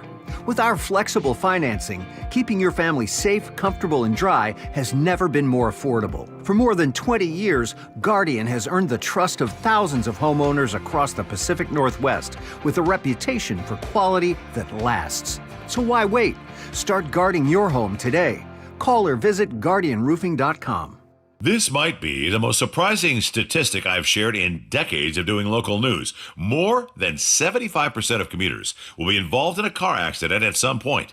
JP Pendergast of Pendergast Law with more. What makes it more surprising? The average person will be involved in 3 to 4 collisions in their lifetime. With accidents unbelievably prevalent, what are some safety tips if it happens to you? Safety first. Secondary collisions are not uncommon while awaiting help. Turn on those hazards and remain in a safe place. If a bystander witnessed the accident, capture their information and encourage them to remain at the scene. Seek medical attention immediately if needed, as delaying can be a costly mistake. Lastly, remember that statements made to police and insurance adjusters can affect your case. Collisions are more common than we'd like to think. If you find yourself in one, follow these helpful tips and then call my friends at Pendergast Law. If you or a loved one's injured in a car accident, call Pendergast Law. We can help. PendergastLaw.com. Thanks for calling CM Heating. Aren't you the company that gives away free furnaces? That's us. Buy a qualifying high-efficiency cooling system and the furnace is free. Wow. Yeah, and our home comfort advisors are tax credit and rebate specialists, so they'll handle the rebate for you. Go to CM Heating for better comfort, lower bills, and a free furnace you'll love for years. Get your free estimate for furnace replacement at cmheating.com. And remember, for furnaces, fireplaces, hot water, and total home comfort, including electrical, there's no beating CM Heating. D.R. Horton's National Red Tag Sales Event is going on right now through January 25th. Stop by any of its participating communities and find select Red Tag homes at incredible pricing. Visit drhorton.com. D.R. Horton, America's builder and equal housing opportunity builder. Now, the latest from KIRO Newsradio and MyNorthwest.com. Live from East Lake Avenue. You're listening to Charlie Harger and Manda Factor, Seattle's morning news. Good morning. It is 6:30. A step forward, followed by several steps back for Washington's Climate Commitment Act. It turns out the state overstated carbon emission reductions by 96 times compared to what they actually achieved. KIRO News Radio's Luke Ducey is here to explain the math and much more. Well, the Department of Ecology just released this report that said in the last 2 years they reduced the amount of CO2 emissions across the state by nearly 7.5 million metric tons. I don't know how much that is exactly, but listen, if a lot of our listeners are driving right now, take a look outside. That's the equivalent of getting rid of the exhaust from about a third of all the cars and trucks that you see around you for an entire year. That's a lot. Instead, though, the state actually only reduced CO2 emissions by 78,000 metric tons, not 7.5 million. Todd Myers with the Washington Policy Center told the Jake and Spike show yesterday. They screwed up the numbers. They made a gigantic math error, and they repeated that math error in their press release and their public statements. And they're telling legislators, look what a good job we're doing. Look how effective these projects are, when it was a math error. And it turns out the Department of Commerce is now apologizing for that math error. They called it a human data entry error, I should say. This could be a big blow to the Climate Commitment Act, which has spent $1.5 billion over the last 2 years because they've already faced a lot of scrutiny as well. Their goal is a 95% reduction in greenhouse gases by 2050, but they make businesses buy allowances for their emissions every quarter, an incentive to reduce their carbon footprint. And here's a brand new example of some of that controversy and scrutiny they face. Puget Sound Energy customers, if you're one of them, you're going to be paying about 12% more for electricity and 7% more for natural gas in this new year. Those increases were just approved by the State Utilities and Transportation Commission. PSE asked for those increases to recover additional costs from the Climate Commitment Act. So, Charlie, Amanda, the state increased their actual CO2 numbers by more than 9,500%. That math checks out. It does. Yeah, 9,500%. And they either didn't seem to notice or didn't double check, or Myers says, in this case, they knew about it and they published it anyway. That is something we will need to do some public disclosure requests on. Thank you, Luke. You bet. Well, we have a big day on Friday because at midnight, all northbound lanes across the Ship Canal Bridge will be closed from I-90 to Northeast 45th Street until Monday, January 12th. Sully just chuckled over there. This is all part of Revive I-5, and Washington Transportation Secretary Julie Meredith says drivers should consider their options now. That could mean finding alternative routes, leaving early or staying late, allowing more time to travel, taking transit when possible. Crews will create safe work zones for a long-term 2-lane closure through 2026. What are we calling this, Sully? The months of hell. Good morning. I'm not kidding. It's going to be awful. Yeah, because going along with that, starting Monday, the express lanes will remain open northbound 24/7. Which means no express lanes for the morning commute coming out of the north end on southbound 5. I don't think people really are soaking this in No. yet. I'm not hearing people talk about it very much. You've basically got a year, except for World Cup time. Correct. A year of this. It's going to be disastrous. As I told Jake and Spike yesterday when we were talking about this, it's kind of like childbirth. Wait a second. please. Because you know a lot about it. In that, the second time around, you're like, what was I thinking? Because there's a selective forgetting of how bad it was the first time. Okay. We went through this in July, and most people had already forgotten about it. Like, no, this is the real deal. It's going to be ugly for the year. I'll take a traffic jam. Yeah, I'm sure. Yeah. Well, with my vast experience of the other, looking at Renton to Bellevue at this point, 25 minutes. The X curves are active, but manageable. Behind that, the Valley Freeway up over 50 minutes now. The Federal Way to Seattle Drive, 50 minutes as well. We've got brake lights up through the Kent Des Moines Road, a little bit at the north end. Coming down from the north end, we've got about a 50-minute trip from Everett to Bellevue and 45 from Everett to Seattle, which is manageable. Olympia to Tacoma, no problem. KIRO Newsradio real-time traffic. I'm Chris Sullivan. Forecast calls for snow, heavy at times, up in the mountains. Down here, rain, mostly in the morning hours. It'll be cloudy with showers in the afternoon, a high of 42. Mixed showers here in the lowlands tomorrow as well, with snow in the mountain passes. Right now in Seattle, we have cloudy skies. It's 38. And it's 6:36. That is time for the opening bell report, and we have big breaking news for two heavy hitters in Washington business this morning. Alaska Airlines announced its largest fleet order ever. They are buying 110 planes from Boeing, 105 737-10 MAX planes, and 5 787 wide bodies. They're also including an option for 35 more MAX planes on the same timeline over the next 10 years. Alaska, of course, headquartered here in Seattle, has been expanding its global footprint with more flights to Europe and Asia. Alaska also bought Hawaiian Airlines in 2024. A judge has rejected Amazon's bid to dismiss a COVID-19 price gouging lawsuit. Here's KIRO News Radio's Jillian Raftery. A Seattle-based law firm launched the consumer protection lawsuit claiming Amazon jacked up prices for key products during pandemic shortages. Reuters looked at the complaint, which said prices for Aleve pain tablets went up 233%, while prices for some toilet paper shot up more than 1,000%. Plaintiffs want refunds for consumers who paid unfair prices. Lawyers for Amazon asked to dismiss the case and claimed Washington's laws on pricing were vague. But a judge said that argument was unpersuasive. Jillian Raftery for KIRO News Radio. Speaking of Amazon, Prime customers got refunds over the holidays and more could be coming. Amazon agreed to pay $1.5 billion to customers and a $1 billion penalty to settle an FTC lawsuit. According to the Seattle Times, about 35 million members were eligible for up to $51 back. The Federal Trade Commission says Amazon will notify anyone still eligible by January 23rd.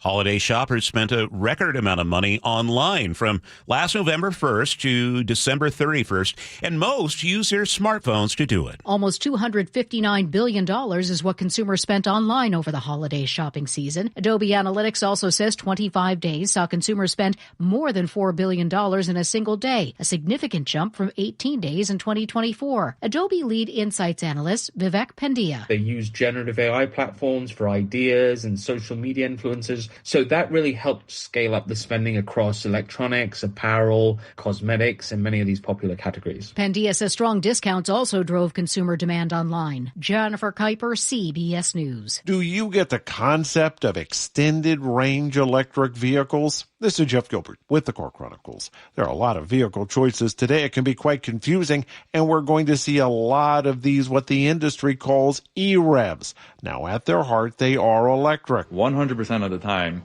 your wheels are being turned by a battery and electric drive unit. The engine is there to do one thing and one thing only, which is to keep that battery charged. It functions as a generator. So these are two technologies that people do understand. The idea of putting them together, I think they also get that. Ryan Decker's a vice president at Scout, which plans vehicles that can go about 100 miles on a charge before a gasoline engine kicks in as a generator. They get the idea of waking up every morning, fully charged, charger in the garage. But we also know many of them are nervous about road trips. Scout is developing its vehicles and building its factory now. They plan to have their products on the road in about 2 years. With the Car Chronicles, I'm Jeff Gilbert, CBS News. On Wall Street, we are at record highs on the Dow. It is up 53 points. That's 49,515. First time we crossed 49 was yesterday. S&P 500 is up by 5 points, and the NASDAQ ahead by 28. A word for KIRO 7 News, live starting at 4. It's news that puts you there so you can see for yourself.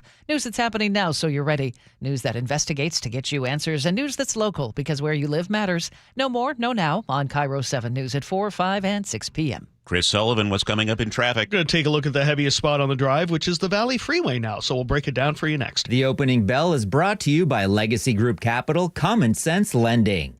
After voters made it clear they want change. That I will faithfully conduct myself as the mayor of the city of Seattle. What should Seattle residents expect from Mayor Katie Wilson? She talked a lot about our affordability crisis. Northwest News voices you depend on. It's a misdiagnosis of the problem. You believe government can solve this problem. KIRO News Radio on 97.3 FM. The KIRO News Radio app with opinion and analysis at mynorthwest.com. Hey there, Dawn Riling with Olympic Hot Tub. Ready to kick off 2026 on a healthier path? Our New Year, New You event has everything you need, from saltwater hot tubs to rejuvenating saunas and cold plunges, or staying active with a swim spa. We've got the perfect way to help you feel your best. Enjoy special savings on our entire wellness lineup now through January 11th. OlympicHotTub.com. Better you, better life. Olympic Hot Tub.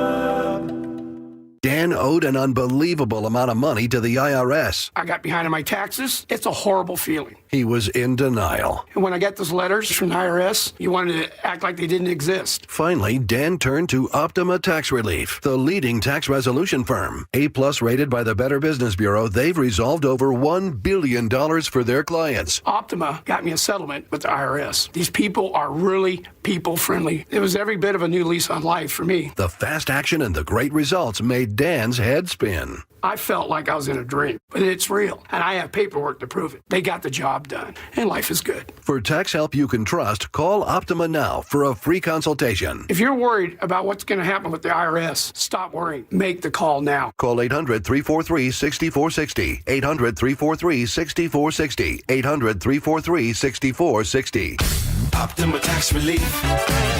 Testimonial from an actual client. Some restrictions apply. For complete details, please visit OptimaTaxRelief.com. It's cold outside, and if you're noticing it's taking forever to heat your home, there are cold spots in certain rooms, your furnace turns off and on a lot, or it never stops, or maybe your energy bill is just way too high. These are all warning signs that your home needs a blanket. There may be something wrong with your insulation, which means not only are you uncomfortable in your own home, but you could be wasting hundreds or thousands of dollars a year in lost energy. Call Insulation Northwest today, and we'll send one of our professionals to give you a fast, free energy inspection to determine if there is a problem. And if there is a problem, we can fix it fast. Most jobs are completed in 1 day. You have nothing to lose. The inspection is free and only takes about an hour and could save you thousands. Keep the heat in, the cold out, and your energy bill low. Call Insulation Northwest today. Insulation Northwest, the real insulation company.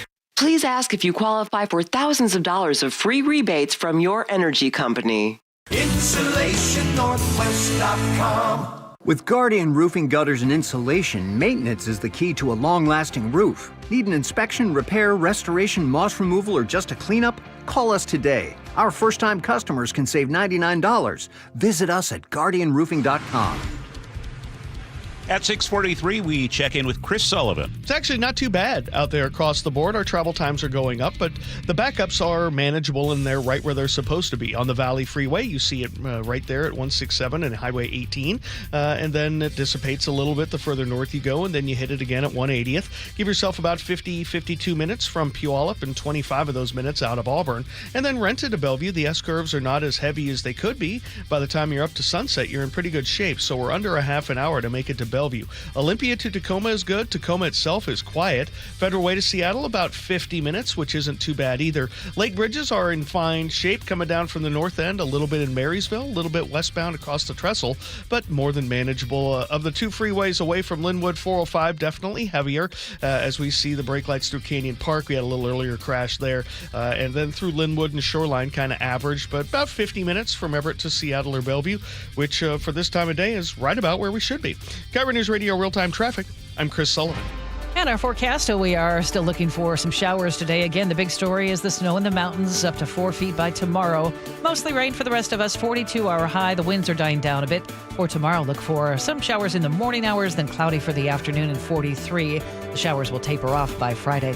Right now, it's 42 in Seattle. And coming up, News Nation anchor Anna Koyman joins the show to break down the new dietary guidelines being presented by Health Secretary Robert F. Kennedy Jr. this week. That's on the way on Seattle's Morning News. Do you owe $10,000 or more to the IRS like Will? When I was 50, my whole life fell apart. I lost my job, I lost my wife, I lost the house, I lost pretty much everything except for my life. When the IRS came calling, I just didn't have it in me. I felt like Wile E. Coyote, just waiting for that IRS anvil to drop. Then Will found tax relief advocates. I heard their advertisement on the radio, I wrote down the number, and I made the call that changed everything. The IRS gave me a bill for $40,000. Tax relief advocates got that down to $3,200.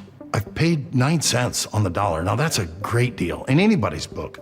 If you owe 10 or even hundreds of thousands of dollars to the IRS, don't lose hope. Do what Will did and call TRA for a consultation. But for me, the real win is I got my life back. Visit TRA.com or call 800-488-2578. 800-488-2578. That's 800-488-2578.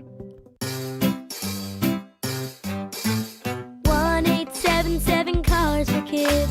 KARS Cars for Kids. 1877 Cars for Kids.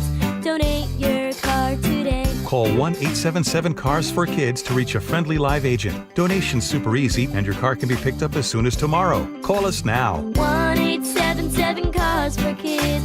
Donate your car today. Did you know you can donate real estate too? I love the fact that Mike Novak sells more homes than anybody else. This guy works so hard. You know what's happening? People are selling their homes again. And if you don't have Mike Novak's name on that sign, well, you're wasting your time and your house is just going to be sitting on the market. Mike is so confident that he can sell your house quickly. And for more, you'll pay no commission if Mike Novak doesn't sell that home in 21 days. So go to meetthenovaks.com. I'll spell Novaks for you. Novaks. Meetthenovaks.com. I know that hiring can be challenging. You sort through tons of resumes and you get too many so-so applicants. You're just waiting for someone to match your role perfectly. Well, now there's a place where you can meet them fast. ZipRecruiter.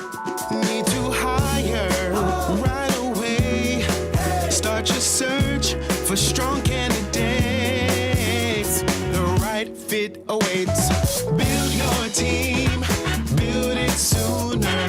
Meet your match on ZipRecruiter. Just head to ZipRecruiter.com/radio right now to try it for free. And you're on your way to meeting your match.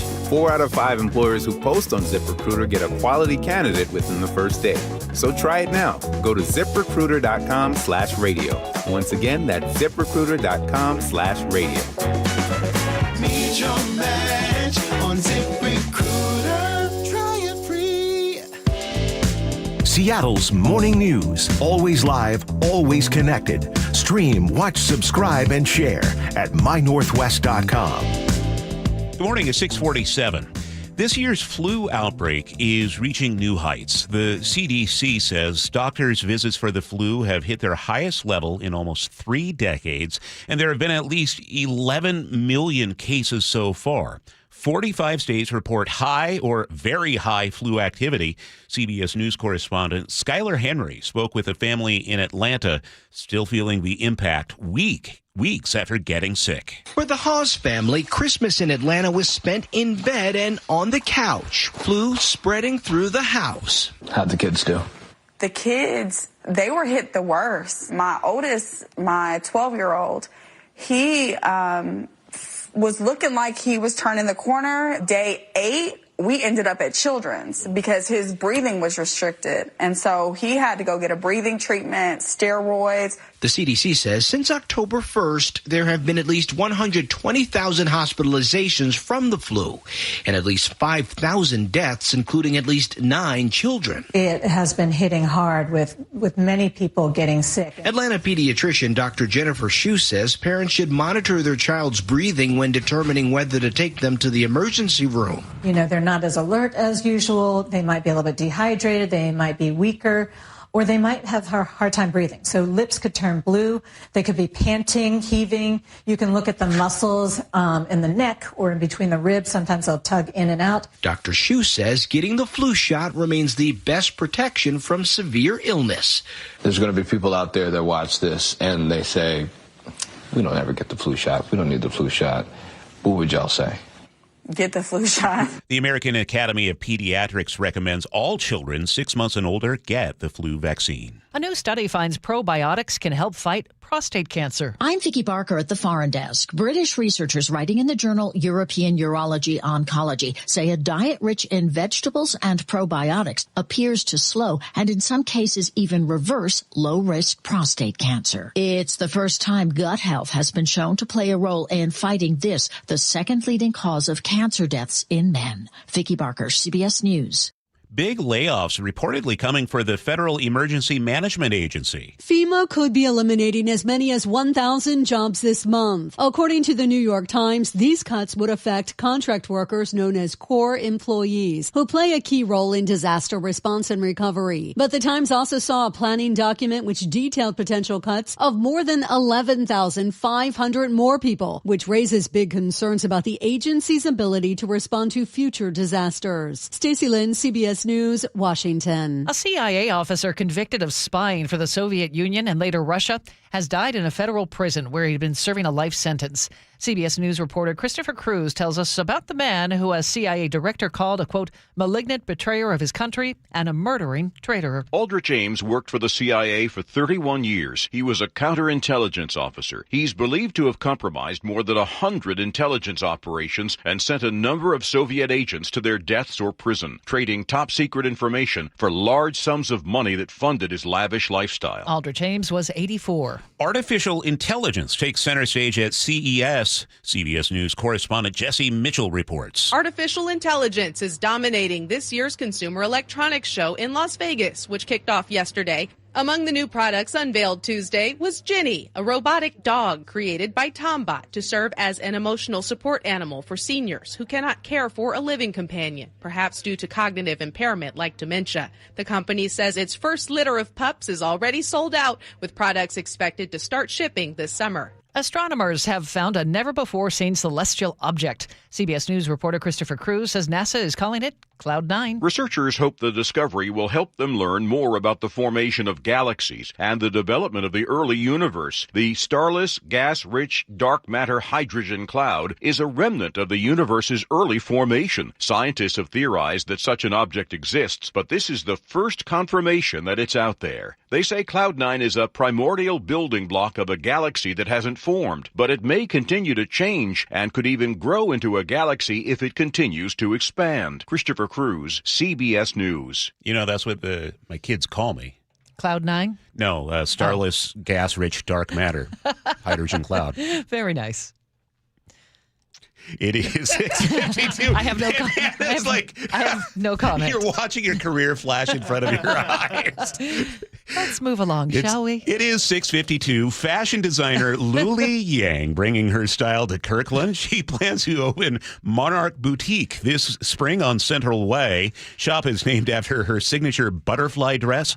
According to the Puget Sound Business Journal, it'll offer limited edition apparel and custom designs. Yang already has a couture boutique in Seattle and one in Beijing.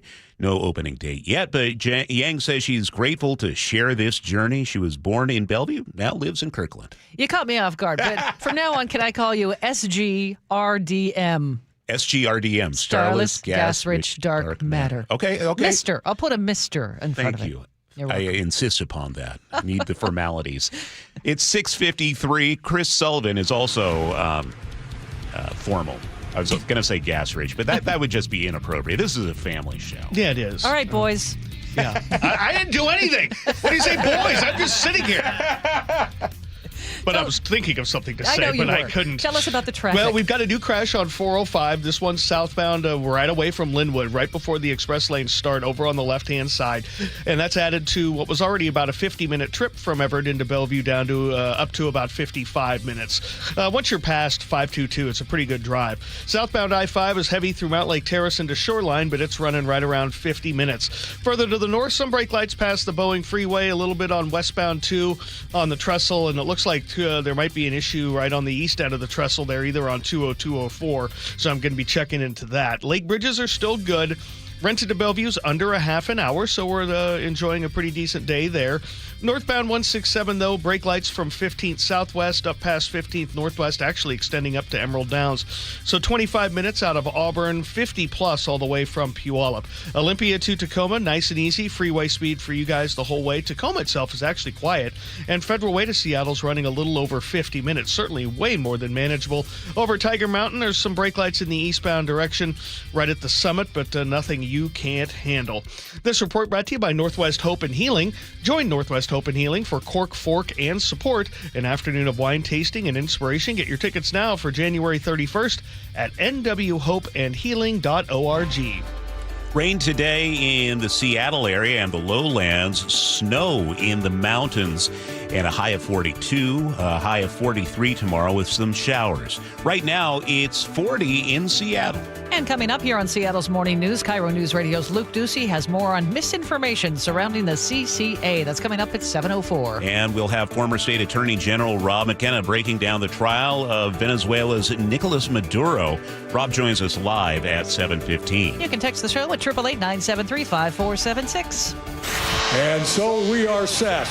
The road to the Super Bowl runs through Seattle. Seattle is going to win this football game. A single-season franchise record of 14 wins. The fourth #1 seed in franchise history. Reaction. Just incredibly proud of them. Conversation. The road to the Super Bowl runs through Seattle. Complete coverage at mynorthwest.com and the home of the Seahawks. KIRO News Radio on 97.3 FM and the KIRO News Radio app. Now is your time to get into a new D.R. Horton home by taking advantage of its National Red Tag Sales event going on right now through January 25th. Stop by any of its participating communities and find select Red Tag homes at incredible pricing. So whether you're buying your first home or looking for an upgrade, you don't want to miss the Red Tag Sales event going on right now. Discover the D.R. Horton difference. Visit drhorton.com. D.R. Horton, America's builder and equal housing opportunity builder. All right, here's a quick confession. The reason Nick, my wife, is going to Longevity Medical Clinic is because why? I got sick of watching you sleep at night when I was awake. Wait a minute. Here's what would happen. I'd be asleep because I've got my hormones balanced thanks to Longevity Medical Clinic. I'm asleep, and then Nick would go, "Are you asleep? Are you sleeping? That's not fair. I can't sleep." I'm like, "So you're going to wake me up?" Yes, because I didn't want you to have more energy than I would the next day, and I was up all night. So what did I say to you? I said, so go to the Longevity Medical Clinic. Do the same thing I did. Get your hormones balanced. You'll sleep better, right? And I did. Right. You don't have to wake me up anymore and go, it's not fair that you're sleeping. I know. But didn't you see that it wasn't fair that you were waking me up? Yes, because now you're the one taking the dogs out because I'm still asleep in the morning. So we're both getting good night's sleep. We're both getting lots of energy, and we're happy. You want me to tell you why? Because my hormones are now balanced. Okay, I don't want to hear about your hormones right now. So be like Nick and get a free health analysis at lmclinic.com. That's lmclinic.com. An illegal alien from Guatemala charged with raping a child in Massachusetts. An MS-13 gang member from El Salvador accused of murdering a Texas man. A Venezuelan charged with filming and selling child pornography in Michigan. These are just some of the heinous migrant criminals caught because of President Donald J. Trump's leadership. I'm Kristi Noem, the United States Secretary of Homeland Security. Under President Trump, attempted illegal border crossings are at the lowest levels ever recorded, and over 100,000 illegal aliens have been arrested. If you are here illegally, you're next. You will be fined nearly $1,000 a day, imprisoned, and deported. You will never return. But if you register using our CBP Home app and leave now, you could be allowed to return legally. Do what's right. Leave now. Under President Trump, America's laws, border, and families will be protected. Sponsored by the United States Department of Homeland Security. You're 62 or older, lots of equity in your home, and you want to pull some cash out, but a refinance or HELOC, well, it means a bigger payment. And the cost of selling your home, it's insane. So what should you do? Hey, Brock Hewitt here for Tila Mortgage. You don't need to live at a lower standard than you deserve. You really got three options. Number one, sell your home. 2, get a HELOC or refinance. Or 3, get a reverse mortgage. Tila has done the analysis and believes that a reverse mortgage is the most cost-effective way for seniors to get cash out of their homes without selling and having the option of no monthly mortgage payment. Too good to be true? No. Call today and let's compare. Tila, spelled T-I-L-A, is a name you can trust for truthful, honest, and ethical advice for all your mortgage needs. Give them a call today. 206-766-8888. That's 206-766-8888 or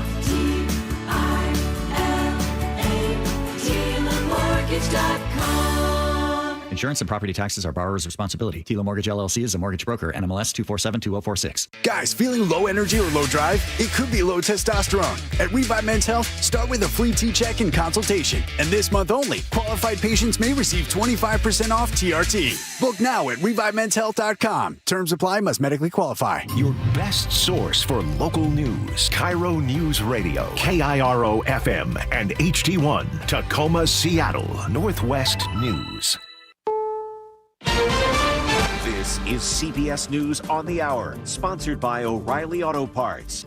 I'm Deborah Rodriguez. U.S. military forces have seized 2 sanctioned oil tankers linked to Venezuela this morning, one in the North Atlantic, the other in the Caribbean. Correspondent Stacey Lynn has details on the first to be seized, the Bella 1. The vessel was sanctioned for transporting oil from Venezuela and Iran and is now sailing under a Russian flag. Officials say Russian naval vessels, including a submarine, were deployed near the ship, and U.S. forces have now boarded the vessel. The U.S. has been following the tanker since last month. Retired Marine Colonel Mark Kansian. The ship is sanctioned, but is connected with the Russian government. I'm sure this will be fought out in the courts because it's a very unusual legal situation. The Russians, of course, will complain bitterly. Military officials say the second vessel, the Sophia, which had just left Venezuela with oil on board, was flying a Cameroonian flag. Defense Secretary Hegseth has just announced Washington's blockade of sanctioned oil is in effect, quote, anywhere in the world.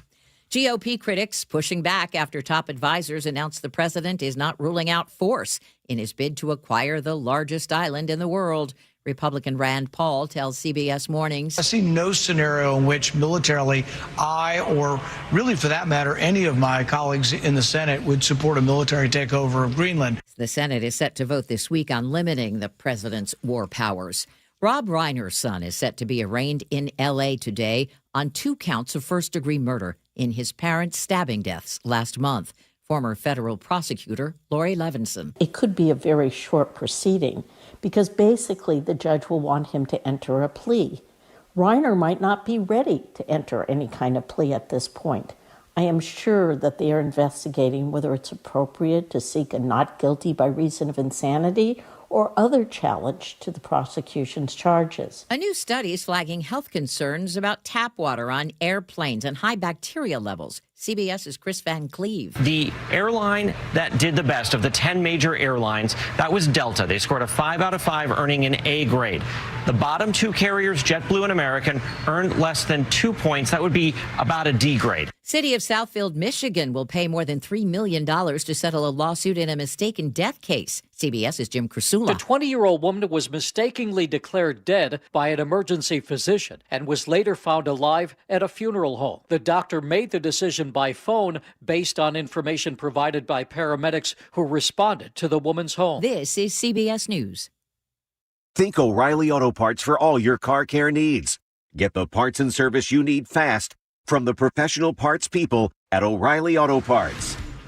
7:03 now. Let's check in with Chris Sullivan at the traffic desk. And we're not too bad as we start the 7 o'clock hour. We have the brake lights right where they should be. Let's start with the drive on northbound 167. It's very heavy right around Auburn through the weaving and merging there, plus past 180th on in as well. So you're going to need about 52 minutes to go from Puyallup to Renton. Not too far over average. And then Renton to Bellevue is running just under a half an hour. The S-cars are active, but only up to about sunset before they break free, which is pretty decent. Olympia to Tacoma's got about a 35-minute trip. Tacoma itself is actually really quiet.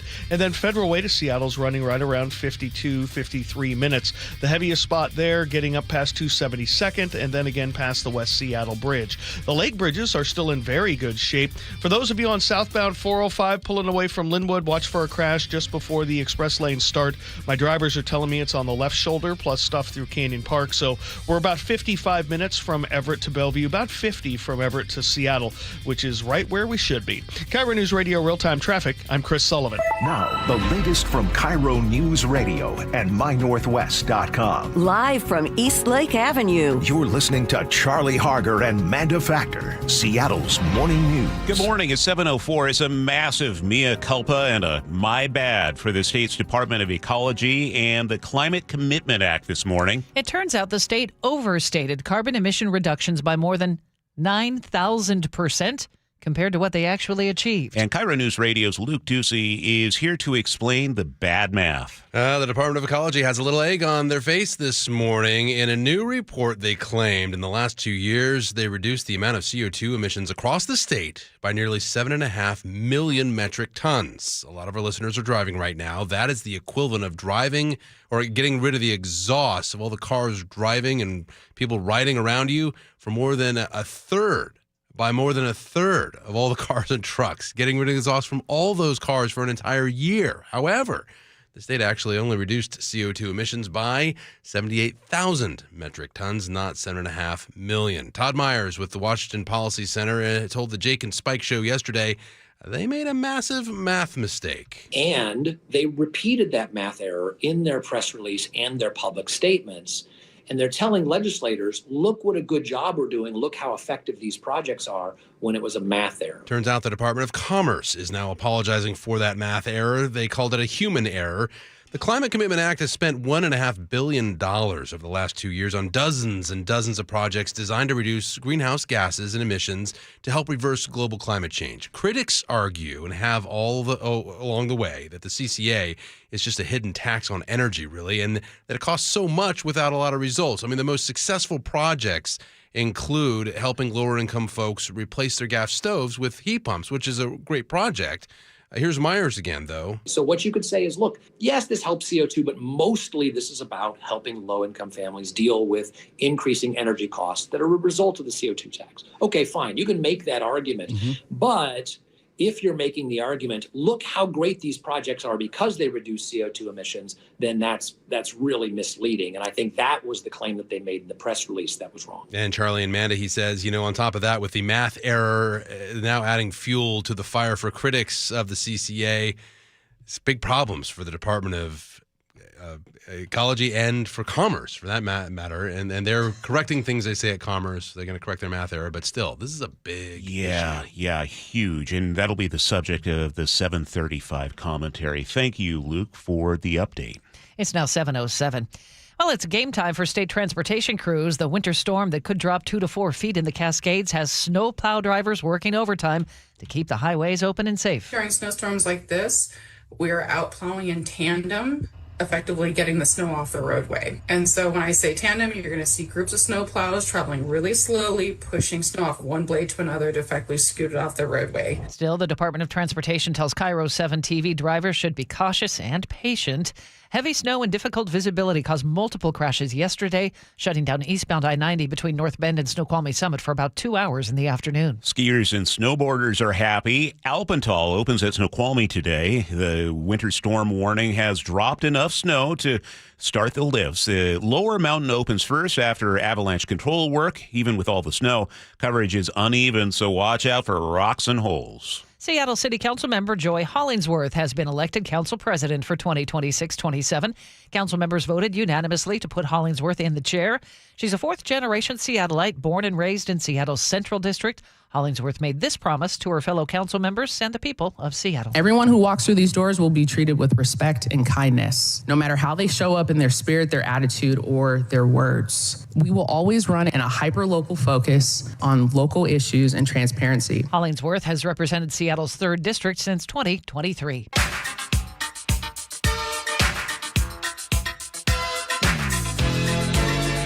Keeping you informed since 1974. This is the city's longest-running radio news show. Seattle's Morning News on KIRO Newsradio. Just wanted to start singing ooh, ooh, ooh, ooh, ooh. I don't think you should do that, Manda. Well, there must be something about you. I'm just a little off, clearly. All right, he's Charlie Harger. I'm Manda Factor. That's Nick Gracia. Running the board and picking the tunes. For sure. Sully's in the studio. So is producer David. Jillian Raftery filling in for Katrina this morning. And we also have Luke Ducey as our morning reporter today. Coming up on this hour of the show, former State Attorney General Rob McKenna will break down everything we need to know about the indictment of Venezuela's Nicolas Maduro. Well, you just heard Luke talking about the Climate Commitment Act and how it's costing billions, and it turns out we've been misled about the impact on the environment. That'll be the subject of my 7:35 commentary. It's 7:09. Well, we've been warning you. Revive I-5 and the closures that come with it returns to the Ship Canal Bridge this weekend. KIRO News Radio's James Lynch tells us it's just the beginning of a project that will last at least 2 years. The Ship Canal Bridge along I-5 is the most heavily traveled bridge in Seattle, and this weekend brings a major disruption across the bridge, which will snarl traffic. Washington Transportation Secretary Julie Meredith. We will fully close northbound I-5 this weekend from I-90 to Northeast 45th Street starting at midnight, January 9th, and reopening at 5 a.m., January 12th. The closure will allow the setup of safe construction zones to protect workers for an extended restoration and 2 northbound lane closures through 2026. James Lynch, KIRO News Radio. Well, the State Patrol is asking you to take a minute and remember how to drive in the rain. Multiple crashes in Pierce County block lanes on I-5 near Highway 16 during yesterday afternoon's commute. State troopers say they have seen issues with speed and following distance. This comes as 4 State Patrol troopers have been injured on the job in the last few weeks in Pierce County. Here's KIRO 7 TV's Lindsay Sheldon. The most recent on Monday night when a trooper went to the hospital after being rear-ended by a car on State Route 512 at Canyon Road. Last month, we saw the death of Trooper Tara Marissa Guting in Tacoma.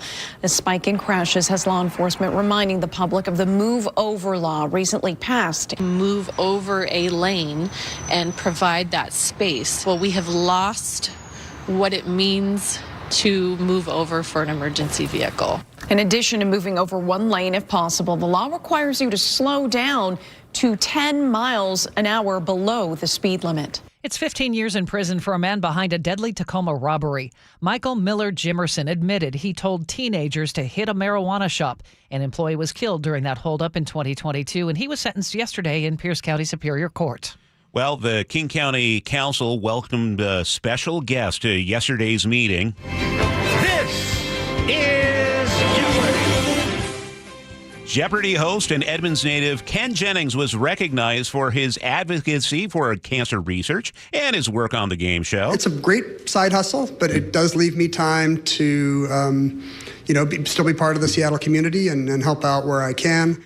Jennings began hosting Jeopardy as a guest in 2021 after Alex Trebek died. He became famous for his 74-game winning streak as a contestant on the show. And KIRO 7 was reporting on this last night. He lives in the Seattle area, so he just commutes down to tape the show. Nice. Hey, the U.S. Postal Service needs more mail carriers in Renton. The agency's hosting a hiring event Friday at the Renton Highlands Post Office from 10 to 2. The Postal Service says it's looking for part-time carriers. Pay starts at $26 an hour. All right, let's get a check on the weather. It's brought to us by State Roofing and Exteriors. And snow in the mountains, Nick Allard tells us it might even come down to like 1,500 feet. Not any accumulation, but if you're in the higher foothills, don't be surprised if you see a little snow coming down. Otherwise, for most of us, it'll be rainy and then cloudy in the afternoon with some showers. Tomorrow, more snow in the mountains, and down here, it will be rainy again. 43 for the high. We warm up on Friday, 49, 50 on Saturday. In Seattle right now, it's 40. And it's 7:13. Time for an update on traffic. We do that every 10 minutes on the threes. And here's Chris Sullivan. And I just got an update on Snoqualmie Pass. They have now upped the advisory. Traction tires are now required over Snoqualmie Pass. That means chains on vehicles at 10,000 plus of vehicle weight. So that's an update there. So it looks like the conditions are getting a little bit worse. Traction tires are also required on white, chains required on everything but all-wheel drive on Stevens. Of course, you can't go east of the pass because of the flooding issues that we've been dealing with over there. But our passes are definitely getting into the act. Looking at our drive here on the freeways, not too bad. Looking at northbound I-5 from the north end of Boeing Field past the West Seattle Bridge into downtown, seeing the normal stuff there. But we're getting closer to an hour now from Federal Way to Seattle, with 30 plus of those minutes from South Center. We're looking at 55 minutes from Puyallup up to Renton. Brake lights in Auburn, now kind of extending further into Kent, a little bit more from before 180th on in, and then Renton to Bellevue a half an hour. Lake bridges are still in fine shape. Coming down from the north end, we do see some hesitation in Marysville, a little bit westbound across the Trestle, but the show definitely is away from Linwood. Give yourself about an hour now from Everett to Bellevue, and 53 minutes from Everett into Seattle. KIRO News Radio real-time traffic. I'm Chris Sullivan. Seattle's morning news on KIRO News Radio. It's 7:14 now. Well, the criminal prosecution of Venezuela's Nicolas Maduro is underway in New York City. What is expected to be a lengthy legal process, as Maduro and his wife have pleaded not guilty to, among other charges, narco-terrorism. So with a preview of the trial and how it could unfold, we call up former State Attorney General Rob McKenna. Rob, good morning. Let's first start with the charges against Maduro. Is this narco-terrorism charge unique? No, I mean, other foreigners have been charged with being parts of narcotics conspiracies, terrorism conspiracies. They can overlap. It's not even unique to indict someone who's a foreign leader. We saw that with the president of Honduras. So it is not unique. What is unique here, I suppose you could say, is that he was taken out of the country forcibly while sitting as the head of state. That's another question of whether it was legitimate or not. The United States has not ever recognized him as, or not in recent years recognized him as a legitimate leader. So he's different in that regard from, say, Manuel Noriega in Panama. So the other charges against him include cocaine importation conspiracy, possession of and conspiracy to possess machine guns. What type of charges is his wife being indicted on? I actually haven't looked at the charges leveled against her. We can imagine there might be something along the lines of a conspiracy, or maybe she actively participated. I don't know what the evidence will show there. Rob, you mentioned removing him from the country. Is that fraught with any legal issues? I mean, you typically think of a search warrant and stuff like that in the U.S. for troops, for, under the CIA going in and pulling him out. Is that something the defense is going to bring up? Absolutely. And they'll bring it up in the first instance, claiming the United States doesn't have jurisdiction over Maduro because he was immune for prosecution as a sovereign head of a foreign state. Now, that is a principle of international law, of U.S. law, and it's an argument that Manuel Noriega made after he was taken out of Panama 36 years ago, but Noriega's argument failed. The courts rejected it. Of course, Noriega was not the elected president of Panama. He ruled through a series of puppets that he controlled as the head of the military. Maduro was the elected president of Venezuela. However, a series of U.S. administrations dating back at least to the first Trump administration have not recognized him as the elected leader of Venezuela. In fact, they broke off diplomatic relations with Maduro's government in 2019. And after he was reelected by outlawing most of his rival candidates. And then that Trump administration recognized the opposition head of the National Assembly as the country's legitimate leader. The Biden administration also did not recognize Maduro as the legitimate leader. So I don't think his argument is going to hold sway here because the United States simply does not recognize him as a head of state. What do we know about Maduro's legal team, if anything? I don't know what the details are. I imagine that he'll have a group of experienced criminal defense lawyers, which he deserves. Everyone's entitled to a robust defense. I'm reading already some criticisms of his abduction and potential and upcoming prosecution by experienced defense attorneys. So I don't think he'll be lacking for criminal representation. Rob, I think you'll know where I'm going with this. So let me ask the easy question first. Is this going to be a grueling trial that takes a lot of time and a lot of intense focus by a judge? Yes. Is it absolutely bonkers crazy that the judge in this case is 92 years old? Well, that is a bit surprising, but judges can change over the course of a long prosecution. As he's saying, judges can change. That's the new 82, isn't it, or 72? But something like that.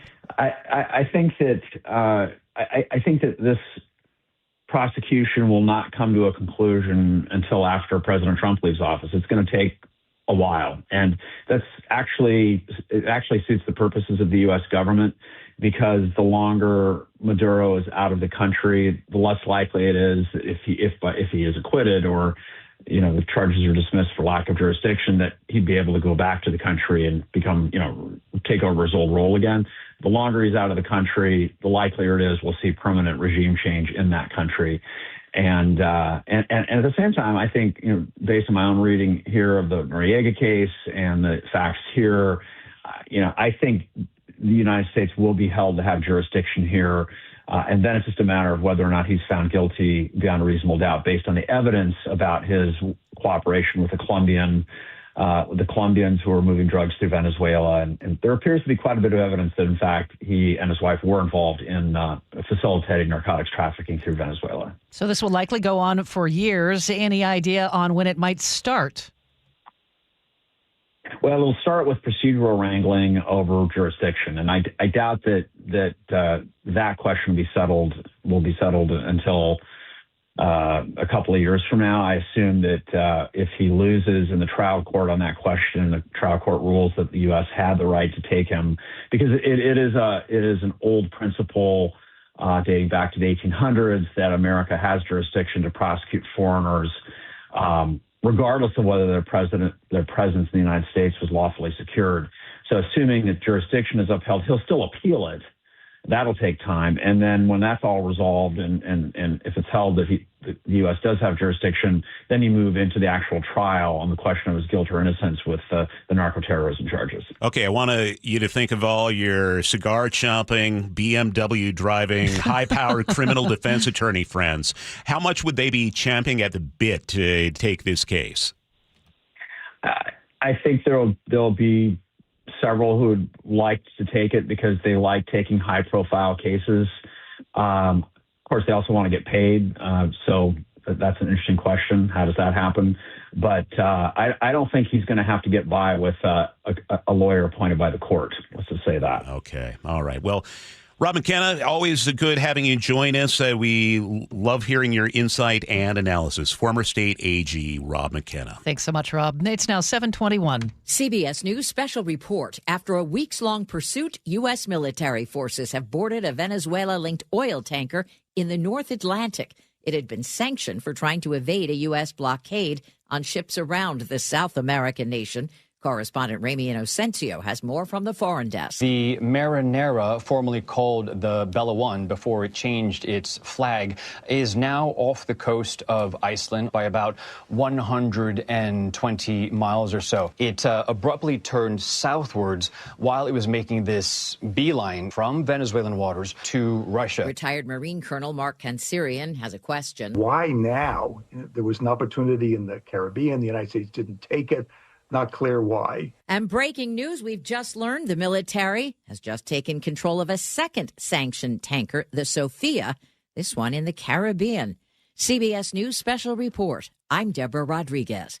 Let's check in now with Sully. He has traffic on the 3s for us. And we've pushed our travel times up to about an hour now for some of our major commuting routes, which is right about where we should be at this time on a Wednesday. We've got about an hour from Everett to Seattle or Everett to Bellevue, with 45 of those minutes, maybe a little under 45 away from Linwood. So that's the normal stuff there. So by the time you get past the county line, it's actually not too bad, though we are starting to pick up a little bit in the U District. Northbound I-5, also about an hour from Federal Way to Seattle. About 35 minutes now from South Center on up, as we have a solid red line on the map from the middle of Boeing Field all the way up into the downtown CD lanes. Renton to Bellevue, just a hair under 30 minutes, which isn't bad. Behind that on the Valley Freeway, about 55 from Puyallup to Renton. We're getting closer to 30 minutes out of Auburn. Olympia to Tacoma, though, looks really good, so that's great. And I've been watching the passes pretty carefully today, as we are expecting a lot more snow. We've got change required, except all-wheel drive on Stevens. Of course, you can't go east of Stevens Pass at this point because of the issues we had after the flooding. Snoqualmie Pass, traction tires are now required, and White Pass, traction tires are required. KIRO News Radio real-time traffic. I'm Chris Sullivan. Our forecast, while the snow continues to fall in the mountains, we are just dealing with rain. 42 our high for today. Should taper off in the afternoon to showers. For tomorrow, few showers in the morning hours and then mostly cloudy and 43. Overnight lows in the upper 30s. Friday, we might start to see some peaks of sunshine, but still the showers will be tapering off. It's 42 in Seattle right now. Coming up, KIRO News Radio's Luke Ducey on a massive deal for two big businesses with Washington ties. And in today's 7:35 commentary, massively overstated numbers for the Climate Commitment Act. We'll talk about it coming up on KIRO News Radio. This hour is brought to you by CM Heating. Seattle voters wanted change. I campaigned on affordability, on homelessness, on taxing the rich. Can Mayor Wilson live up to the promises of candidate Wilson? The self-proclaimed progressive socialist Managing high expectations. Trusted Northwest News voices you depend on. More government programs, which means more tax dollars. KIRO News Radio on 97.3 FM. And the KIRO News Radio app. Underestimating the trucking industry is one of the biggest mistakes I see victims and other lawyers make. Trucking companies have an army of lawyers and experts who act quickly after an accident to protect the company. Only an experienced trucking accident lawyer can navigate the complicated federal and state laws to protect your rights. If you or a loved one has been injured in a trucking accident, call Davis Law Group today for a free consultation or get my free book on trucking accident law at WashingtonAccidentBooks.com.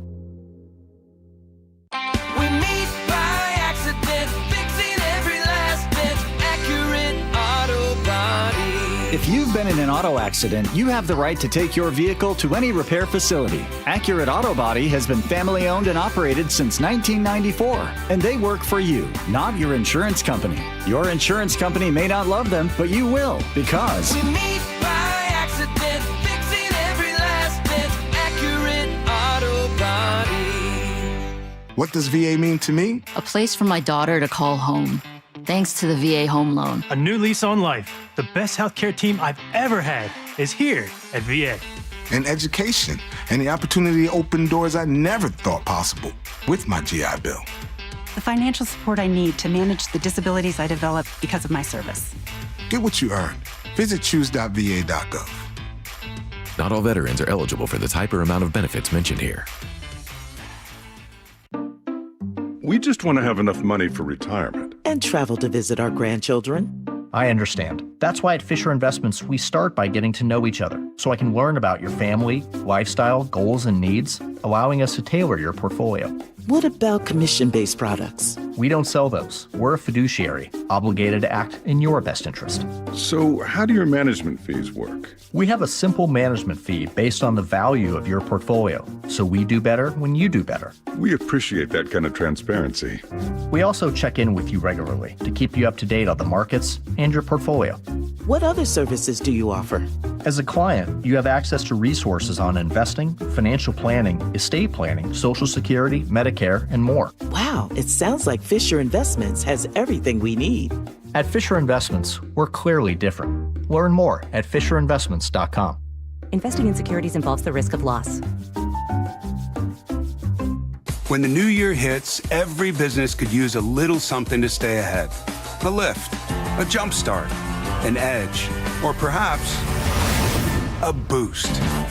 Like the all-new 5-year business boost from Comcast Business. It's the certainty of a price lock for 5 years on qualifying internet bundles. Plus, you'll have the most reliable Wi-Fi with our best equipment, so your whole team can stay connected at a great rate. And to sweeten the deal, ask about a $500 prepaid card when you add 2 lines of mobile. It's the boost your business deserves. So sign up for the 5-year business boost and get a 5-year price lock on ultra-reliable Wi-Fi. Plus, ask about a $500 prepaid card. Comcast Business, powering possibilities. Ends 2/22/26, new customers only. 1-year contract required for guaranteed rate. 5-year pricing applies to monthly service charge excluding taxes and fees. Best Wi-Fi based on Open Signal Awards USA. Fixed Broadband Experience Report, May 2025. Now is your time to get into a new D.R. Horton home by taking advantage of its National Red Tag Sales event going on right now through January 25th. Stop by any of its participating communities and find select Red Tag homes at incredible pricing. So whether you're buying your first home or looking for an upgrade, you don't want to miss the Red Tag Sales event going on right now. Discover the D.R. Horton difference. Visit drhorton.com. D.R. Horton, America's builder and equal housing opportunity builder. Hey there, Dawn Riling with Olympic Hot Tub. Ready to kick off 2026 on a healthier path? Our New Year, New You event has everything you need, from saltwater hot tubs to rejuvenating saunas and cold plunges, or staying active with a swim spa. We've got the perfect way to help you feel your best. Enjoy special savings on our entire wellness lineup now through January 11th. OlympicHotTub.com. Better you, better life. Olympic Hot Tub. Endless hours of research, seeking referrals, dozens of calls. Hiring the right attorney can be a challenging process during an already difficult time. JP Pendergast with Pendergast Law explains. In Washington State, Tom, there are thousands of attorneys to choose from. Referrals and online research can be helpful, but discovering the right attorney requires a conversation. It can be hard to identify integrity and authenticity without that interaction. So, what do you recommend? We encourage anyone looking for personal injury representation to call for a free consultation with our team before making a decision simply based on referrals or online research. Accident victims need an attorney that listens, demonstrates honesty, and is genuinely understanding of their unique circumstances. The care, attention, and preparation that our firm provides throughout the case mirrors the effort involved when taking on the insurance companies. Save time and avoid mistakes after an injury. Contact the caring and compassionate team at Pendergast Law. If you or a loved one has been injured in a car accident, call Pendergast Law. We can help.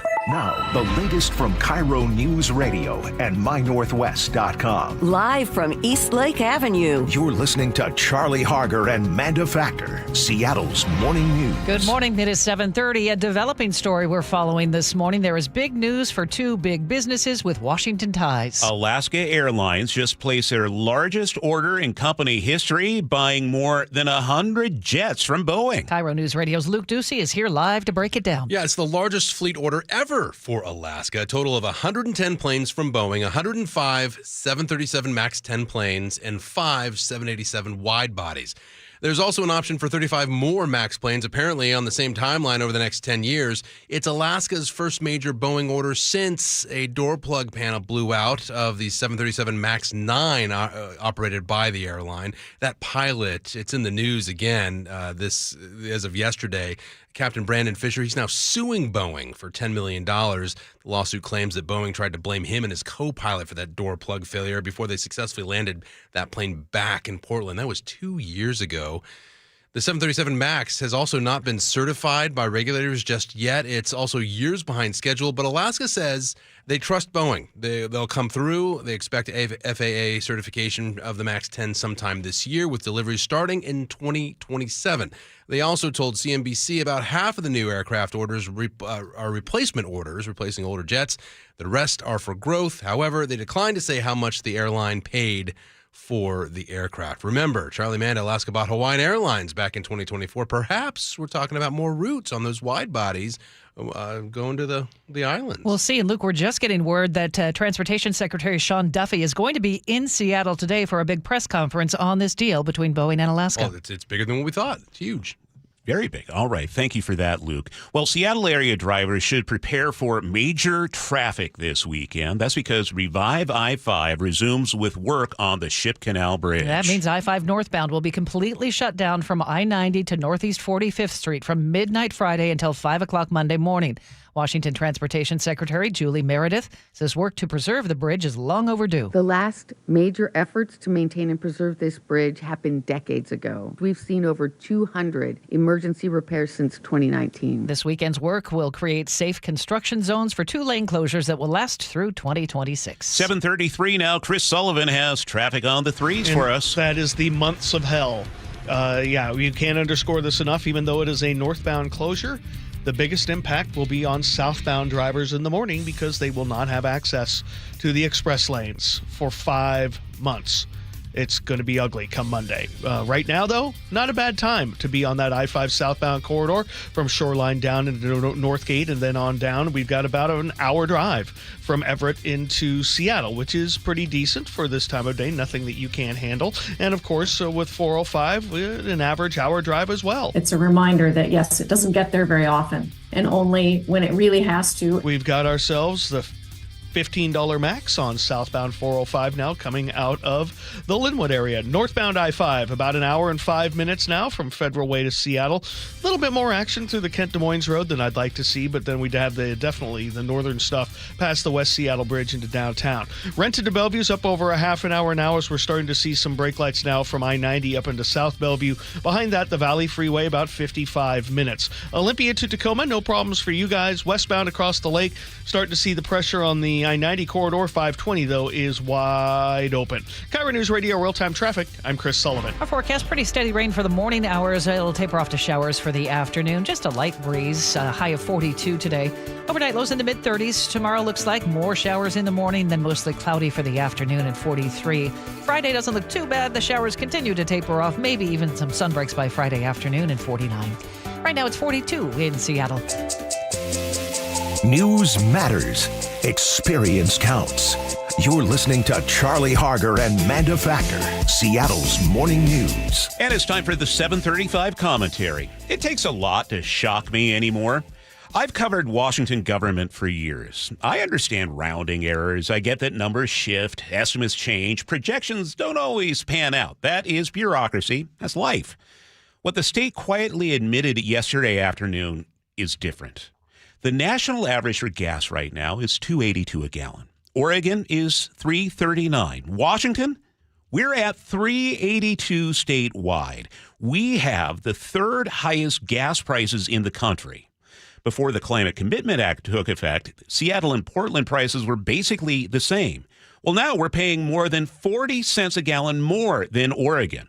We were told the sacrifice would deliver meaningful emissions reductions. We were told the costs would be pennies. And yesterday, the Department of Commerce admitted they overstated the results of 8 flagship CCA projects, not by a little, but by a factor of 96 times. They originally reported 7.5 million metric tons of emissions reduced. The actual number? 78,000 tons. That's nearly 100 times too high. State didn't just quietly report these numbers, they celebrated them. When Ecology released its CCA report in November, they boasted the program would reduce emissions equivalent to taking nearly 40% of all gas and diesel vehicles off Washington roads for a year. Director Casey Sixkiller praised it for providing detailed, transparent information. And this isn't a small piece of the puzzle. When Ecology bragged about 9 million metric tons reduced, 7.5 million of that came from these 8 projects alone. Those projects were off by a factor of 96. Their headline number just fell apart. Todd Myers at the Washington Policy Center spotted it almost immediately.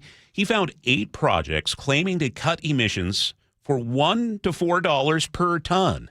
As he put it, there are probably no projects on the planet that can reduce CO2 for that price. Here's one example. Ellensburg got $4.1 million for 170 heat pump installations. According to the state, those 170 heat pumps reduced emissions by 3.5 million metric tons.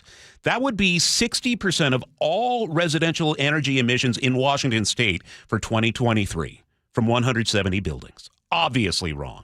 Ecology published it anyway. For months on this show, we've asked, where's the proof the CCA is working? They keep saying they would release the data eventually. Now I'm wondering, was this the reason? Ecology says it's reviewing all the data. More than 3,600 projects across 37 agencies. If Commerce was off by 96 times, what else is wrong? Now, I do believe climate change is real. Global emissions need to come down. If this program could be shown to work, maybe the sacrifice would be worth it. But now the state can't even measure whether its program is doing anything. And think about who's actually paying for this. 40 cents more a gallon. For what exactly? I can absorb that, but a lot of people can't. Someone working minimum wage, well, that's an hour of pay every week just to get to work. This hits people the hardest who can least afford it. Even while admitting the 96 times error, Commerce's press release talks about how CCA funding increases equity. Equity. While low-income families are getting crushed at the pump for a program they can't prove is working. Governor Ferguson inherited this, but it is his now. Commerce needs to explain how this happened. Ecology needs to explain why it took so long to catch. The legislature needs to ask what they bought with $1.5 billion. We'll be filing public disclosure requests. When Ecology releases the corrected report, we'll tell you what's in it. Is the CCA actually reducing emissions? Or are we paying the third highest gas prices in the nation for a program that can't prove it's working? I don't know yet, but I intend to find out. And that's a commentary. You can always text us at 888-973-5476 and comment at mynorthwest.com. It's 7:39. Sully, what's coming up in traffic? Well, we're going to take a look at the northbound I-5 corridor as we work our way past the West Seattle Bridge. We'll break it down next. And so we are set. The road to the Super Bowl runs through Seattle. Seattle is going to win this football game. A single-season franchise record of 14 wins. The 4th #1 seed in franchise history. Reaction. Just incredibly proud of them. Conversation. The road to the Super Bowl runs through Seattle. Complete coverage at mynorthwest.com and the home of the Seahawks. KIRO News Radio on 97.3 FM and the KIRO Newsradio app. For over 50 years, Bucky's Complete Auto Repair has been the one locals trust for honest pricing, expert service, and guaranteed repairs. This dedication has earned them a Carfax Preferred designation. At Bucky's, every customer gets detailed Carfax updates, timely service reminders, and a full service history, all at your fingertips. With 16 family-owned locations, no appointment needed, and easy financing, Bucky's makes auto care simple. Visit Bucky's.com today and drive with confidence. Bucky's.com.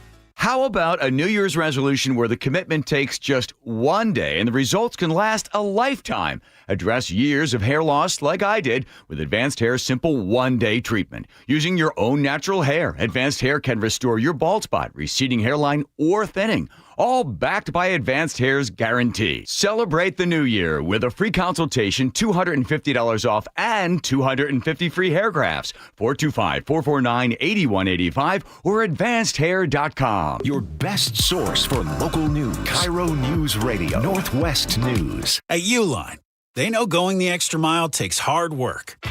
For companies pushing to go further, Uline will go the distance with you. 24/7, they answer the phone to get you the shipping and industrial supplies you need. Business can move fast. Unexpected large orders, adverse weather, new safety guidelines, and changing economic trends. Uline works hard keeping 41,000 items ready to ship, minimizing detours on your way to the extra mile. Visit uline.com. If your home is 20 years old or more, it might be time to have your roof inspected. Your roof is your home's first line of defense, and at Guardian Roofing, Gutters, and Insulation, we'll help it last as long as possible. Our trained and licensed crew will evaluate your roof, repairing when we can and offering replacement options only when necessary. Plus, every new install comes protected with a full year of free maintenance on us. Visit GuardianRoofing.com today. An organized home is a happy home and a happy homeowner. John Curley here. Closets by Design made me and my home happy. Experience the quality and backing of a national brand with friendly local Seattle service. From booking the appointment to a free in-home consult to installation day, Closets by Design will leave you wowed and clutter-free. Right now, get up to 40% off plus an additional 15% off and 18 months financing and free installation. Visit closetsbydesign.com or call 1-800-BY-DESIGN to schedule today. 7:43. We check traffic every 10 minutes on the threes with Chris Sullivan. And looky, we've got snow falling on I-5. What? Now, it's up in Bellingham. It's snowing lightly, and it is actually sticking on the freeway. I just posted a picture at my on my Twitter page, on the KIRO Traffic Twitter page. But yeah, wow, how about that? Nothing down here to worry about. Our freeways look about average as we see the brake lights northbound I-5 as we work our way through the middle of Boeing Field past the West Seattle Bridge into downtown. We've got about an hour and 5-minute trip from Federal Way to Seattle, with 40 of those minutes now from South Center. Valley Freeway, definitely seeing brake lights in Auburn and at the north end, and we've got about a 55-minute trip from Puyallup up to Renton. Renton to Bellevue is now 40 minutes. We've added a lot more customers through those S-curves, and then we have stuff over the top of I-90 into Bellevue. The lake bridges are fine. Coming across from the north end, we have heavy braking on southbound 405 away from the Canyon Park area. And then on I-5, it's really the heaviest part of that drive is south of Northgate. But still, the results are the same, about an hour and 5-minute trip from Everett to Seattle or Everett to Bellevue. This traffic report brought to you by the Emerald Queen Casino. Live professional boxing back with the main event February 6th at the Emerald Queen Casino. The main event powered by WFC February 6th. Only at the Emerald Queen Casino, the entertainment capital of the Northwest. I just looked at the picture you posted. It's kind of pretty. Yes, it is, as long as you're not driving in it. That's true. Mostly rain for the rest of us. 42 the high for today. Lots of new snow in the mountains. And tomorrow, we'll see a few showers, mainly in the morning hours. Mostly cloudy for the afternoon, and 43. Showers continue to taper off on Friday. Right now in Seattle, it's 42. And coming up, CBS military analyst Jeff McCausland breaks down the U.S. seizure of Russian-flagged oil tankers connected to Venezuela. That's on the way on Seattle's Morning News. Guys, if your energy is low, your strength isn't what it used to be, or your drive feels off, it's not just getting older. For many men, it's low testosterone. At Revive Men's Health Washington, you can start with a free T-check, exam, and consultation, so you get real answers about your testosterone levels and overall health. And this month only, qualified patients may receive 25% off testosterone replacement therapy. This isn't guesswork or one-size-fits-all treatment. Revive specializes in personalized, closely monitored testosterone care designed to help men feel stronger, sharper, and more like themselves again. With over 120,000 patients treated since 2011, Revive Men's Health is trusted for results, not hype. If you've been putting this off, now is the time to act. Claim your free T-check and consultation and see if you qualify for 25% off TRT. This month only. Call 206-529-1111. That's 206-529-1111. Or visit ReviveMen'sHealth.com. Terms apply, must medically qualify. For seniors, the new year is a good time to reassess finances. If you're struggling with bills, our friend Steve Teitler of Best Mortgage says a reverse mortgage may be a great way to ease your stress. Seniors tell me all the time, we love our home, we'd love to stay here, but we just can't afford it anymore. A reverse mortgage lets you tap your home equity for tax-free cash to pay off your mortgage, pay off your debts, and maybe put some extra money in the bank. You've worked hard for that home equity. Now let your home work for you. And best of all, you'll have no mortgage payments the rest of your life. And you always talk to a real person, not an AI robot. That's right. You'll get a no-pressure consultation directly from me. Never a sales pitch and never an AI bot. Honest advice you can trust from Best Mortgage, the reverse mortgage experts, the VA loan and debt consolidation experts too. 425-649-6000. Best Mortgage, 425-649-6000. Thanks for calling CM Heating. Aren't you the company that gives away free furnaces? That's us. Buy a qualifying high-efficiency cooling system and the furnace is free. Wow. Yeah, and our home comfort advisors are tax credit and rebate specialists, so they'll handle the rebate for you. Go to CM Heating for better comfort, lower bills, and a free furnace you'll love for years. Get your free estimate for furnace replacement at cmheating.com. And remember, for furnaces, fireplaces, hot water, and total home comfort, including electrical, there's no beating CM Heating. Reliable, refreshing, and ready every morning. Seattle's Morning News. Okay, we have a lot of international headlines to go over with Jeff McCausland. We have word from President Trump yesterday. The U.S. will be receiving 30 to 50 million barrels of oil from Venezuela, pledging the proceeds of the sale will benefit the people of both Venezuela and the U.S. And the president continues to push for his claim over Greenland, but there is developing news this morning on this tanker that's linked to Venezuela. Let's bring in CBS military analyst Jeff McCausland. Apparently, this tanker is flying under the Russian flag. What do we know, Jeff? Well, this is one of those sanctioned tankers of the so-called Black Fleet that has been used to bring oil out of Iran and out of Venezuela in contradiction to U.S. and other international sanctions. The United States tried to get it to stop when it was down in the Caribbean. The vessel refused to stop, and trying to conduct an operation on a moving vessel that might have a resistant crew was deferred until they got a maritime special operations unit in the region. And apparently we now have caught up with this particular tanker, I think somewhere off the coast of Iceland, and actually seized the vessel. In the intervening phase, as you said, Manda, they have actually reflagged once again. They were traveling initially with no flag, which is against international law to travel in a vessel without a flag being flown. And now they've renamed the ship to something new and actually claimed that they were a Russian ship. There are supposedly Russian ships in the area, but there have been no direct confrontation, at least so far, between the United States and Russian naval vessels. But the ship now is apparently under U.S. control. And does that complicate things? Help me understand. What if Russia says, yeah, that is one of our ships? Yeah, I mean, that does complicate things. The Russians could claim that this vessel, though renamed and reflagged while it was underway, is now part of the Russian maritime fleet. And this is, U.S. piracy on the high seas, and this could then spill into a confrontation. Frankly, I don't think that will happen. Honestly, I hope it doesn't, but I don't think it will either, simply because right now I would think if I'm Vladimir Putin, I am enormously happy that Mr. Trump is distracted and the United States is distracted with this crisis over Venezuela that might involve large numbers of U.S. military forces, diverting those forces from other parts of the world, most notably Europe, number one. And number two is the president's remarks yesterday about the United States should seize and control Greenland, which drives a fissure between the United States and its NATO allies, Greenland being part of Denmark, a founding member of the NATO alliance. Should be delightful for Mr. Putin, and I think he's endeavoring to try to achieve on the diplomatic arena what he has been unable to achieve on the battlefield in Ukraine. So Greenland, of course, is its parent country is Denmark, a NATO ally. What does it look like if there is some sort of use of force to take Greenland? Well, it's the end of NATO.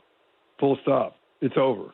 The longest serving alliance of democracies that has been in place for now 75 years, since 1949, and I think has served U.S. interests remarkably well in that period of time, is over and done with. And that will have ramifications diplomatically, of course, economically, et cetera, as we go into the future.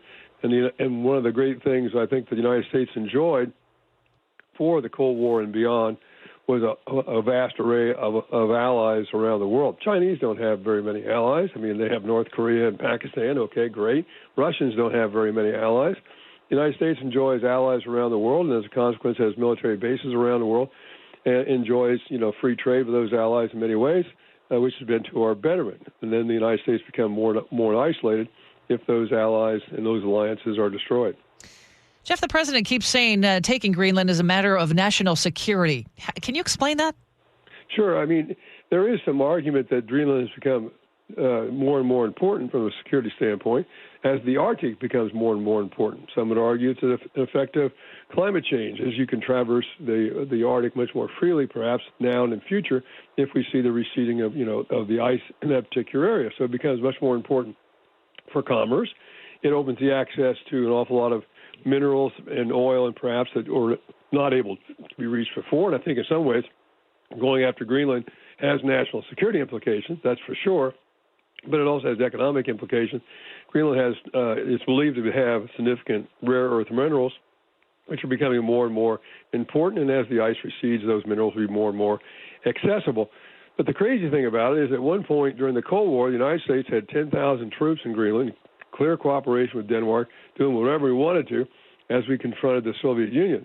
And I dare say that Greenland and Denmark would be more than willing to cooperate with the United States in any way we want in terms of rebuffing any threats posed by the Chinese and the Russians in that area without having to conquer and take over the country. That's CBS military analyst Jeff McCausland. And just about an hour ago, Secretary of Homeland Security Kristi Noem posted on X that U.S. forces also took control of the tanker Sophia in the Caribbean, a second tanker. Noem said both ships were either last docked in Venezuela or on the way to it. Okay, and we'll have an update on this with CBS News about 7 minutes away. At 7:53, let's check in with Sully at the traffic desk. I just got an update from the Department of Transportation. We are now need chains to get across Snoqualmie Pass in both directions. Chains are required on all vehicles except all-wheel drive there. So State Patrol reporting whiteout conditions as well. So just be prepared. You're heading into the mountains. You're going to run into that. Chains are also required on Stevens except all-wheel drive. Traction tires required on white. So if you're heading east, you're going to run into some dicey conditions. Plus, we've also seen some snow up in the Bellingham area falling and sticking on I-5. Not a lot of it. The person who reported that maybe start hunting said, yeah, once you get into Bellingham itself, just pouring rain. But just be prepared. You could get microbursts like that and cause some issues. It's cold enough. Looking at the drive here on the freeways, northbound I-5 is struggling from the beginning of Boeing Field all the way up past the West Seattle Bridge into downtown. 45 minutes now from South Center into downtown. Federal Way, about an hour and 10. Valley Freeway, about an hour now to make the entire drive. It's really good all the way up until you get to Auburn there at Highway 18. And then you have a nice break through Kent. Then at the north end, it's pretty heavy. So 30 minutes out of Auburn.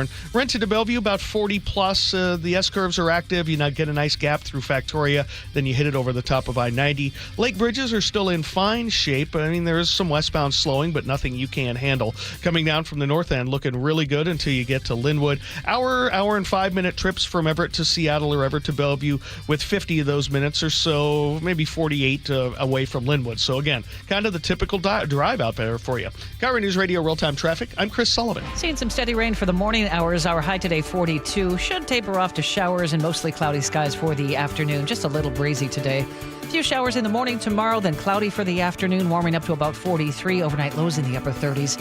And then by Friday, the showers will continue to taper off 49. Again, the big story in the mountains is all the snow. Up to 4 feet of new snow by tomorrow. It's 42 in Seattle right now. Skiers are happy.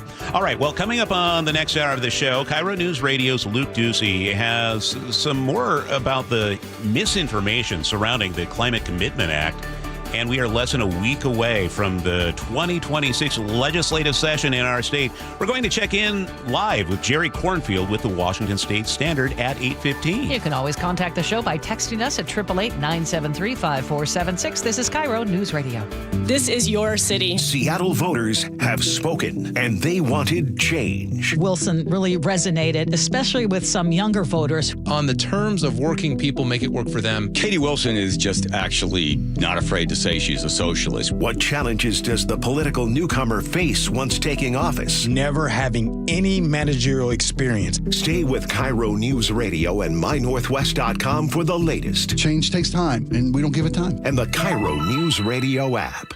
30 years ago, Davis Law Group was founded to be the best law firm for our clients and our community. Our core values are to win, help, and serve. It means our success is defined by the difference we make in our clients' lives and the impact we can have in our community, not by giant settlement checks or shiny offices. Our mission to lift up the vulnerable extends beyond the courtroom to our charity partners, promoting safety, uplifting students, accident victims, foster youth, and the elderly. If you've been injured and want better results for your claim and for all of Washington, call Davis Law Group today. John Curley here. As humans, we value things that last. Local businesses, long-term relationships, people who have been in the community for years. That's Madrona Financial and CPAs. For decades, they've been serving Washingtonians, and what makes them different? They combine taxes and investments under one roof. Most firms do one or the other, but not both. Taxes are often your biggest retirement expense, bigger than travel or healthcare. Yet most never get a clear look at how taxes and investments fit together. That's why Madrona offers the Madrona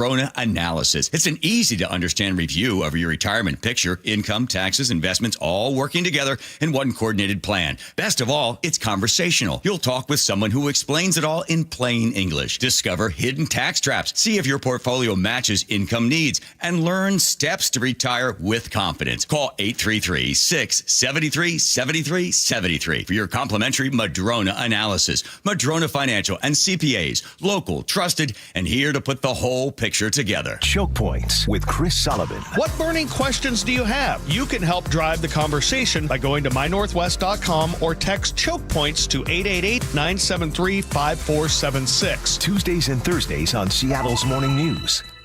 Hi, I'm Dr. Shelley Flace with today's tip for kids from the American Academy of Pediatrics. Kids are full of energy, but keeping them active in their teen years can be a challenge. Aim for an hour of physical activity every day. If they like sports, that's a great place to start. Keep the focus on fun, not winning, and encourage your child to do a variety of activities. If your child isn't meeting that 60-minute goal, gradually increase their activity in ways they enjoy. For more, talk with your pediatrician or visit healthychildren.org. I love the fact that Mike Novak sells more homes than anybody else. This guy works so hard. You know what's happening? People are selling their homes again. And if you don't have Mike Novak's name on that sign, well, you're wasting your time and your house is just going to be sitting on the market. Mike is so confident that he can sell your house quickly. And for more, you'll pay no commission if Mike Novak doesn't sell that home in 21 days. So go to meetthenovaks.com. I'll spell Novaks for you. Novaks. Meetthenovaks.com. At Guardian Roofing, Gutters, and Insulation, we make protecting your home simple and affordable. With flexible financing and 20-plus years of trusted service, you can count on lasting quality from Guardian. Visit GuardianRoofing.com today. She and Ursula, weekdays from 9 to noon on KIRO Newsradio. Now is your time to get into a new D.R. Horton home by taking advantage of its National Red Tag Sales event going on right now through January 25th. Stop by any of its participating communities and find select Red Tag homes at incredible pricing. So whether you're buying your first home or looking for an upgrade, you don't want to miss the Red Tag Sales event going on right now. Discover the D.R. Horton difference. Visit drhorton.com. D.R. Horton, America's builder and equal housing opportunity builder. For 50 years, Bucky's Complete Auto Repair has earned local trust with honest pricing and guaranteed repairs. That's why they're Carfax preferred. No gimmicks, just great service. Bucky's.com. Your best source for local news. KIRO News Radio, KIRO FM and HD1, Tacoma, Seattle, Northwest News. This is CBS News on the Hour, sponsored by Progressive Insurance.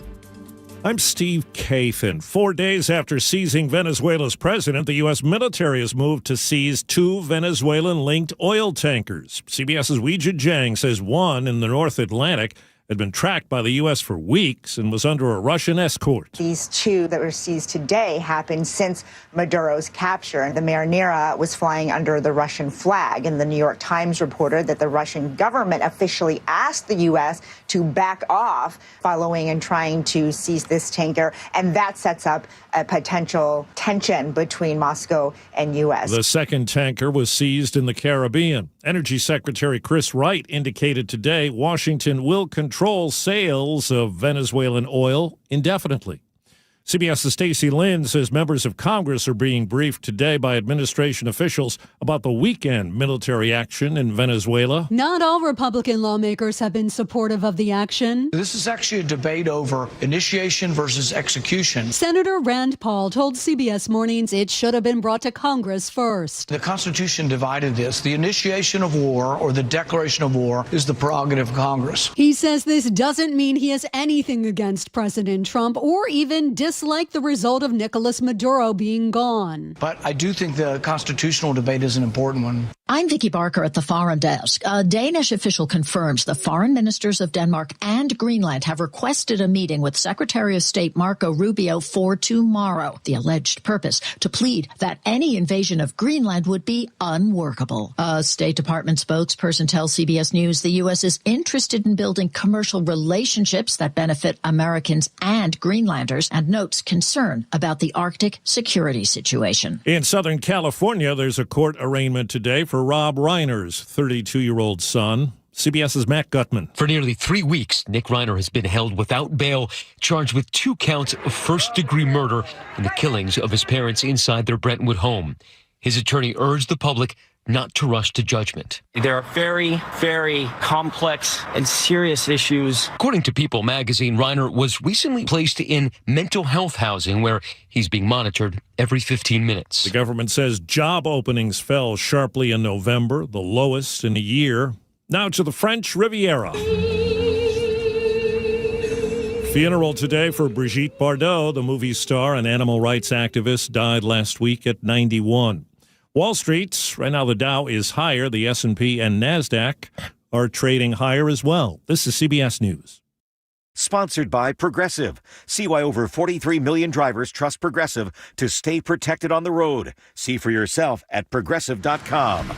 8:03 Wednesday morning. We check traffic on the 3s with Sully. And we are looking at a relatively average drive. The brake lights are right where they should be. We're looking at the heaviest drive being on northbound I-5 as you work your way from the beginnings of Boeing Field into downtown.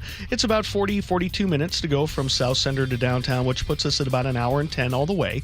Coming down from the north end, about an hour and 5, hour and 10 minutes as well from Everett to Seattle or Bellevue, with about 45 to 50 of those minutes away from Linwood. The good news is the further south you go, it doesn't quite fill in as badly as we saw yesterday. In fact, through the U District across the Ship Canal Bridge at this particular point is not terrible. Across the lake, we're still enjoying very good drives. I mean, the brake lights across the I-90 corridor, not bad. Speaking of I-90, there are some brake lights there with the 405 interchange. Give yourself Renton to Bellevue at about 43 minutes. Behind that, the Valley Freeway, definitely trying to get better. I mean, we have nothing really from Puyallup through Sumner all the way up to 18. About a 55-minute trip, though. Olympia to Tacoma still looks really good. KIRO Newsradio Real-Time Traffic, I'm Chris Sullivan.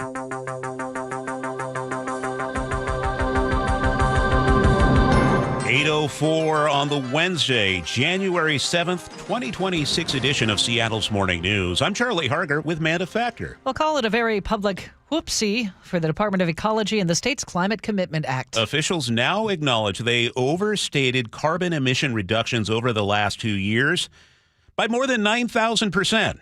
KIRO News Radio's Luke Ducey is here to explain their math mea culpa. Charlie, the Department of Ecology just said in a newly released report they reduced the amount of CO2 emissions across the state by nearly 7.5 million metric tons.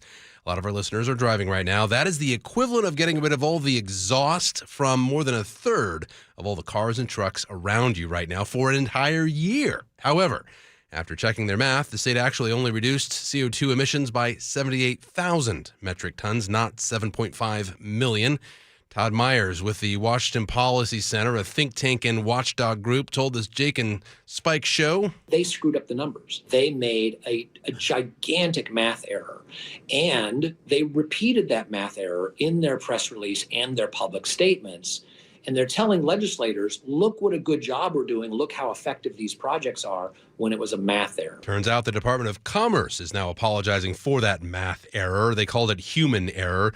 The Climate Commitment Act has spent $1.5 billion over the last 2 years on dozens of projects designed to reduce greenhouse gas emissions and help reverse global climate change. Critics argue, however, the CCA is just a hidden tax on energy, that it costs so much with little results, and Well, it's also one of the reasons for gas prices increasing across the state by 20 to 50 cents per gallon due to the cap and invest mechanism built into CCA, which requires businesses to buy allowances every quarter for their emissions, an incentive really to help reduce their carbon footprint. Well, here's Myers again on all that. People talk about climate change being a crisis. There is risk. We need to do something about it. But if the more serious you think it is, the more frustrated you should be with how sloppy our climate accounting is and how frivolously we spend some of this money on things that don't really do anything for the planet. So Charlie and Manda, the Department of Commerce now says they are making changes to how they input their data and add it all up.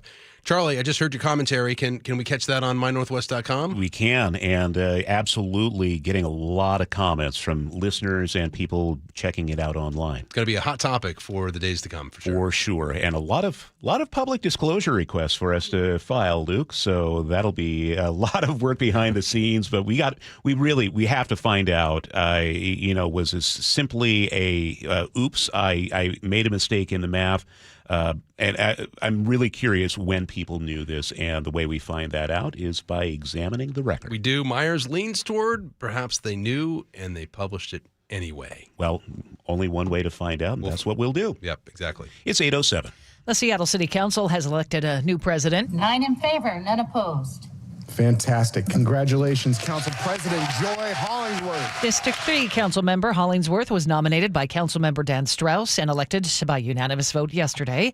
Hollingsworth is a fourth-generation Seattleite born and raised in the Central District. She'll serve as president for 2026 and 27. Well, as you heard Sully say, it is snowing in the Cascades. There's a winter storm warning in effect until tomorrow afternoon at 4. Here's KIRO Newsradio meteorologist Ted Beener. Got a series of weather systems coming in from the Gulf of Alaska that are going to bring a lot of snow between this afternoon and all the way into Thursday. In fact, in the Cascades, many areas are going to have somewhere between 2 to 4 feet of new snow, with snow levels basically at or below the passes. The Olympics should see just under a foot of snow. All of this is great news for skiers. And snow, it's like white and give us happiness. However, for truck drivers hauling freight, kind of a pain in the really.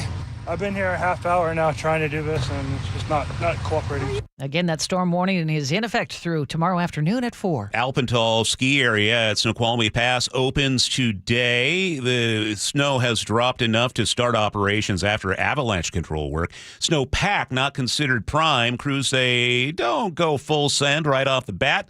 You'll have to watch out for rocks, bushes, and holes.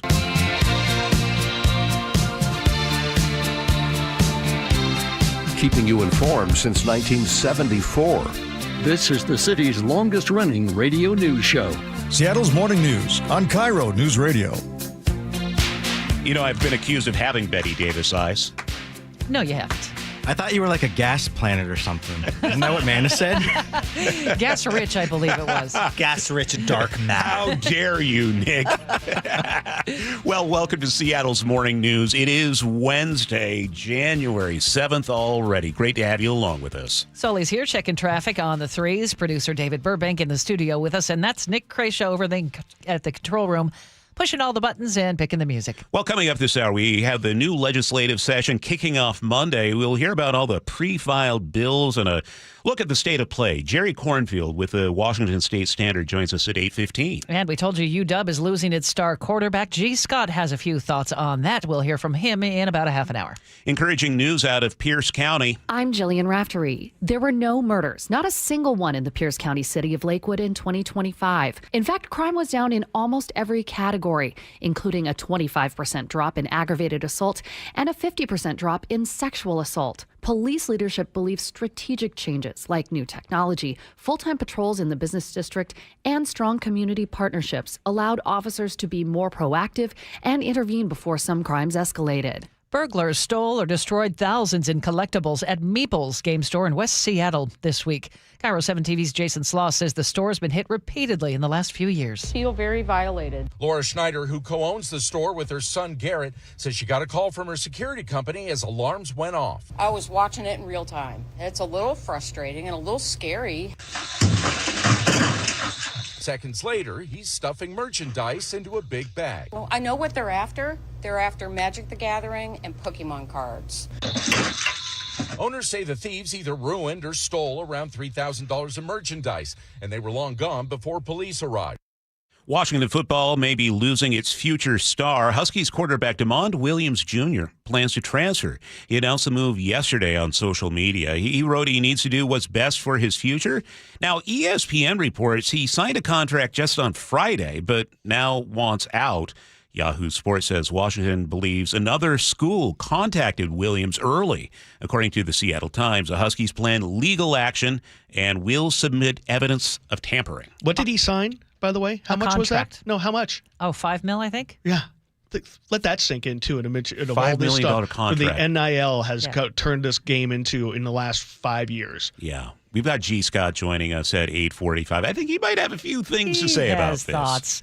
Let's turn to baseball. Mariners Fan Fest tickets are going fast. Saturday, January 31st is already sold out. There are still tickets for Sunday the 1st, though, at T-Mobile Park.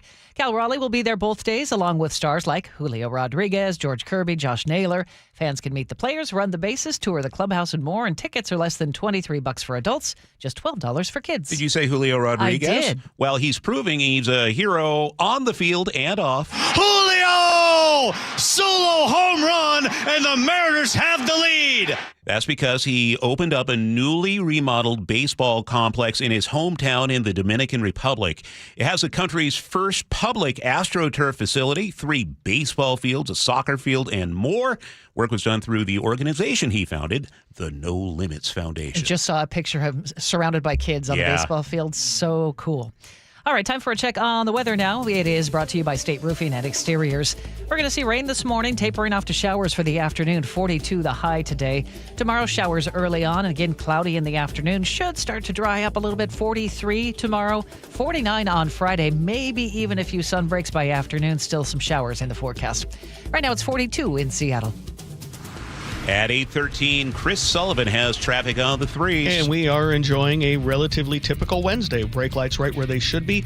If you're coming up from the south end, you're going to see the brake lights primarily on the northbound I-5 drive as you work your way from the beginning of Boeing Field on up past the West Seattle Bridge. We got ourselves about a 42-minute trip from South Center to downtown and an hour and 10 all the way. Valley Freeway, still seeing the brake lights in the Auburn area and in the north end. We've got about a 52-minute drive to make it up to Renton, and then Renton to Bellevue is about 45. Across the lake, though, we're still doing really well. Coming down from the north end, nothing really until you get to Linwood. Travel time's about an hour and 5 from Everett to Seattle or Everett to Bellevue. Olympia to Tacoma looks really good. And just check the passes again. Snoqualmie Pass, chains are required on everybody but all-wheel drive. Same deal for Stevens. Traction tires are required on White Pass. KIRO Newsradio Real-Time Traffic, I'm Chris Sullivan. Bringing you Seattle's morning news since 1974, this is KIRO Newsradio. It's 8:14. We are less than a week away from the start of the 2026 legislative session in our state. Already a ton of bill proposals pre-filed, which lawmakers will look to pass in the 60-day sprints to the end of the session. Throughout the session, we'll be checking in with a bunch of legislative reporters in Olympia, including Jerry Cornfield from the Washington State Standard. He wrote a piece last month about all the pre-filed bills. So good morning, Jerry. Thanks for joining us today. Maybe we can just look at the big picture here. We are looking at a 60-day session. What is different about this session compared to the longer 90-day session?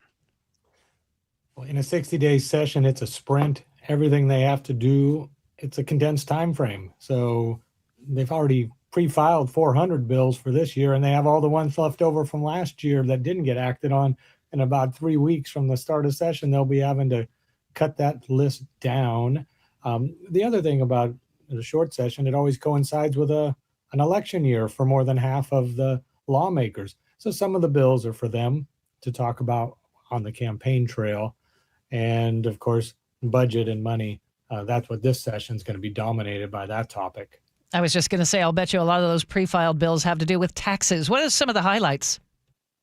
Well, you mentioned taxes. There was already a bill filed. We'll call it a cleanup bill, one of the biggest business taxes from last session, a Senate bill folks know it well by its number of 5814, dealt with the retail sales tax. There's a cleanup bill. It's 70 some pages long to fix and clarify terminology. And I've been told there'll be another version of it coming out soon. So that's one of those. We've got a whole slew of policy related, whether you're regulating license plate readers. There's some wild ideas about redistricting that are in there, but the more serious ones are the budget related ones. There are a number of Republican sponsored bills to try to modify what they passed in terms of new taxes and how far those taxes go. They want to see those debated. Jerry, I was in a coin shop before Christmas. I bought a silver dollar for each of my kids. I thought it would be a nice gift. And the coin dealers were just kind of beside themselves because you have to pay tax now, not only on silver dollars, you have to pay tax on buying money, but also on the bullion, the silver bullion. Sounds like there is at least some action in Olympia on this. Well, it's part of the conversation of what they need to fix or update or clarify. I mean, that's one of those where there's a bill introduced to actually just repeal that tax. So I was saying, well, Republicans have offered different versions of bills to repeal provisions in the big business tax. There's also going to be bills introduced to repeal provisions in the transportation taxes that were passed and took effect. Some of them take effect this year. So, there's a large crowd of folks, if they could fill the room, who have complaints about how those business taxes are being applied. As long as you mentioned transportation, what about people who are in the market for a new car? There could be some changes coming, right? Well, I mean, the sales tax goes up in some counties, and then they have some registration fees, and they get the really expensive ones, the luxury ones. There's a luxury tax that's included, and of course, just the weight fee went up, and then the gas tax, we went up in July, and we've mentioned it, but I'm sure it didn't get the headlines. But when they took that action, they also added in a provision that every year it will go up with inflation. So now we will have an annual gas tax increase in the state of Washington. Jerry, speaking of gas taxes or fees and the CCA getting a lot of comment over the last day or so, what are your thoughts, or what are you reading the tea leaves on whether or not there will be any serious discussion of maybe tweaking how some of that CCA money, almost $4 billion of it so far, can be spent or where it can be allocated? Do you think that's going to get much traction? Well, there's going to be sort of two conversations, and I think the louder conversation won't be so much on where the money is appropriate and where it goes. There'll be hearings on watching how it's been spent so far, but the big one was started by the governor when he said he wants to take close to $600 million of those dollars, put them into the general fund to pay for the working families tax credit over the next 18 months. And so they won't go to any carbon reduction, greenhouse gas emission reduction efforts. It'll go to pay for a program that's a social program, and those $600 million can then be used in other places and help the budget. Jerry, so that's going to be a big debate. When we look at the budget, Jerry, is there any talk among Democrats about any potential areas for cutbacks in terms of maybe not spending as much on programs which are tending to cost a lot of money? Is there any of that, or is this seeming like it's just going to be paid for with new taxes? Well, some of those new tax probably are just starting to take effect on January 1st, so they're projecting how much they'll get. We'll see if they get as much as they hope for. It's kind of like a split screen conversation. On one hand, yes, there'll be cuts in staffing and administration. There'll be some jobs that'll be frozen and won't be filled up, and there'll be reductions in some of the social and healthcare programs. But at the same time, because of the federal bill that was passed and signed into law earlier this year, the state has to ramp up and spend tens of millions of dollars in terms of software, technology, and individuals so they can comply with the federal law. Otherwise, the state will lose money. And so it's one of those, we need to cut on one side, but we have to spend more in order to comply with the new federal requirements concerning like the food assistance program and eligibility program. Jerry, another thing you highlight in your piece is a possible tuition break. What can you tell us? that's a tuition break or a tuition increase. There's really it is going up there. The community colleges want to keep it where it's at. The higher education institution want to keep it where it's at. But the governor's budget, is already proposing, I think it's a 3% cut for the 4-year institutions in the next, in the supplemental budget. So I don't think anyone's going to get a tuition break. There's a bill that would do that. But this is not in a short session. A lot of these ideas will just be talked about. They just can't make these kind of big changes in 60 days. When we had him on last year, we spoke with House Minority Leader Republican Drew Stokesbury, and he was actually complimentary in the fact that he had met with Governor Ferguson many more times than he ever met with Governor Inslee. What are you seeing this year? Are they indicating they're still meeting both parties frequently behind the scenes? Is there some sort of unity behind the scenes? I think in recent weeks, the unity that you've seen and the conversations that have occurred have been related to the flood damage and the response. I mean, there were regularly daily meetings that the governor's office was convening, conference calls for all lawmakers to kind of be kept abreast of what was happening. But when you get to the leadership levels, I think the conversations will continue, but we may see, and I would expect to see, a bit different Governor Bob Ferguson in year 2 of his tenure. I mean, he started with, if you will, a bang by saying, hey, I got a proposal. I want to see an income tax. And that probably is not something that Republicans are going to line up on and behind. Jerry, how many years have you been doing this? Just enough to know this is my third governor. Fourth governor, actually. Yeah, well, it is always great to see you reporting. You were kind of a legend when you were in the newspaper business, and now here you are at the Washington State Standard, just playing it straight and keeping people updated every day on the state legislature. Can't encourage people enough to check out WashingtonStateStandard.com. Jerry, thanks for your time this morning. Well, thank you for having me on. I appreciate the kind words. We'll look forward to chatting again. Thank you. It's 8:23 right now. We need to get to traffic. We do that every 10 minutes. Take it away, Sully. I'm going to start off the freeways. For those of you who are trying to use the lower Spokane Street Bridge, you can't. They've got a mechanical problem with with the arms there, that prevent you from going past a certain point there on the swing bridge. And so until they fix that, I've seen a rather large lineup of cars and trucks there. I've seen some bicyclists going past the closure sign. Never a good sign, because the bridge could open. So just keep that in mind. But that's off the freeways. Our roads now are in actually pretty decent shape. We're back under an hour from Everett to Seattle or Bellevue, probably closer to 50 minutes. Back under an hour as well from Federal Way to Seattle, as we're just under 40 from South Center to downtown. That doesn't mean that the last couple of minutes isn't too bad. I mean, you're still going to struggle past the West Seattle Bridge. Renton to Bellevue, about 38 minutes now. The Valley Freeway is back to about 50. Lake bridges are still in good shape, so all in all, we're not doing too badly. KIRO News Radio Real-Time Traffic, I'm Chris Sullivan. You're going to get wet today. We're seeing rain this morning, tapering off to showers for the afternoon. Our high today, 42, just a light breeze. Overnight low, 35. For tomorrow, the showers continue, and then we'll be cloudy in the afternoon hours and 43. Again, the big story remains the winter storm warning in the mountains. That lasts through 4 o'clock tomorrow afternoon, up to 4 feet of new snow by the time it's all done. Right now in Seattle, it's 42. Coming up, KIRO News Radio's Luke Ducey on new issues arising with the Climate Commitment Act. Also, former State Attorney General Rob McKenna on what to expect from the trial of Venezuela's Nicolas Maduro. That's coming up on Seattle's Morning News. Newly elected Seattle Mayor Katie Wilson goes one-on-one with John Curley in a KIRO News Radio exclusive. This thing's now swirled up. Now national news has picked this up, talking about the police arresting people that are openly doing drugs. I think this whole episode has taught me about the power of a rumor. The policy remains what it has been, which is we have an ordinance in Seattle around drug use and possession. Watch the full interview and subscribe to KIRO News Radio on YouTube.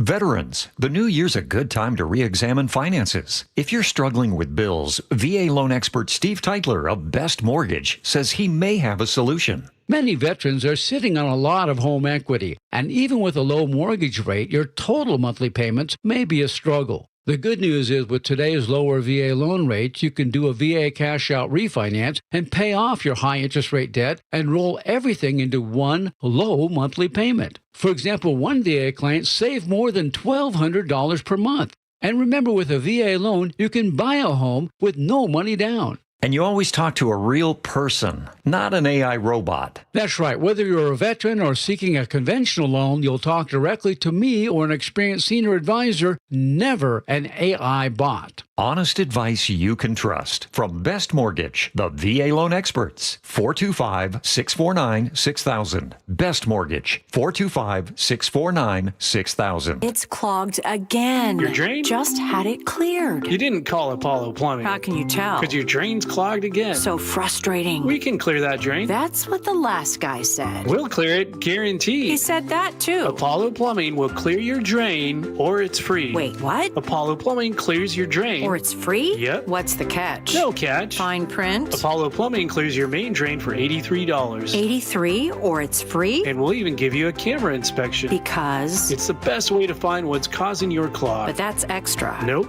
Included. No extra charge? Not 1 cent. $83 or it's free. All it takes is an accessible outside cleanout. And an Apollo plumber. No clog is safe from Apollo Plumbing. And just like that, my main drain is... draining again. How can you... Apollo plumbers are that good. 83 or it's free. You call, we come. My drain's draining again. Guaranteed. 83 or it's free. As it should be. Apollo Plumbing. ApolloPlumbing.com. Eric Johnson here. I spent the past 30 years working to help make our community better informed, better protected when it comes to consumer issues, and better equipped to take on whatever life throws at us.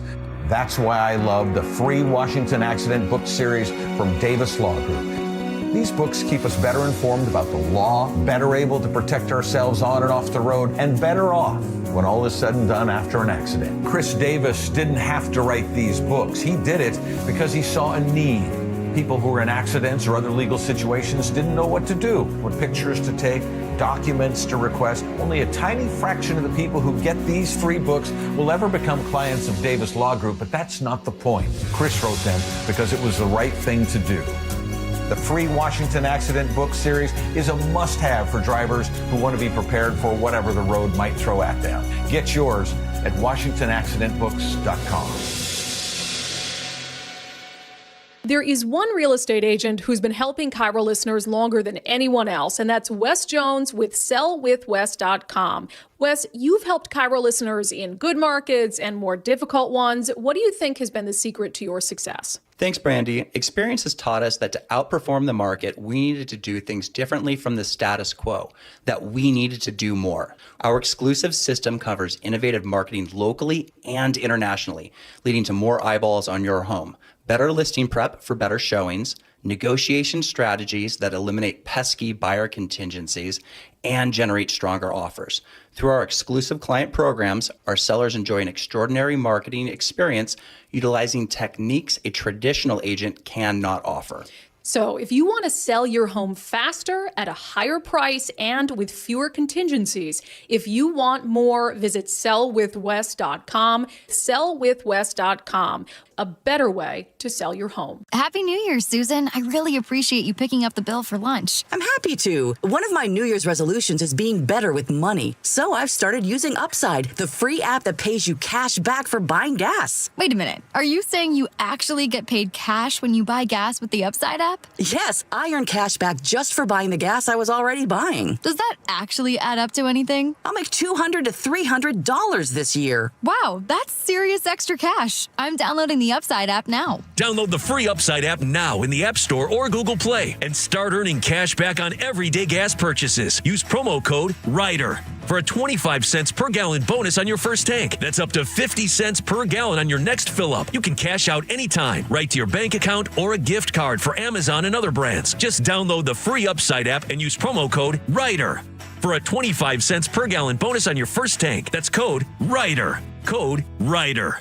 Offers vary by user and location. Go to upside.com for terms and conditions. If your home is 20 years old or more, it might be time to have your roof checked. Your roof is your home's first line of defense, and at Guardian, we help it last as long as possible. That's why every new install comes protected with a full year of free maintenance on us. Visit us at guardianroofing.com. D.R. Horton's National Red Tag Sales Event is going on right now through January 25th. Stop by any of its participating communities and find select Red Tag homes at incredible pricing. Visit drhorton.com. D.R. Horton, America's builder and equal housing opportunity builder. Now, the latest from KIRO Newsradio and MyNorthwest.com. Live from East Lake Avenue. You're listening to Charlie Harger and Manda Factor, Seattle's morning news. Good morning. It is 8:30. You can call it a very public whoops from the Department of Ecology and the state's Climate Commitment Act. Officials now acknowledge they overstated carbon emission reductions over the last 2 years by more than 9,000%. KIRO News Radio's Luke Ducey is here to explain what happened. It's a little high. It's a massive mess up is what it really is, and it's going to be used as political fodder and fuel for critics of the Climate Commitment Act for sure. Todd Myers with the Washington Policy Center, a think tank and watchdog group, told the Jake and Spike show yesterday. They screwed up the numbers. They made a gigantic math error, and they repeated that math error in their press release and their public statements. And they're telling legislators, look what a good job we're doing. Look how effective these projects are, when it was a math error. All right, let's drill down. Here's what happened. The Department of Ecology said in a recent report they reduced the amount of CO2 emissions across the state by nearly 7.5 million metric tons.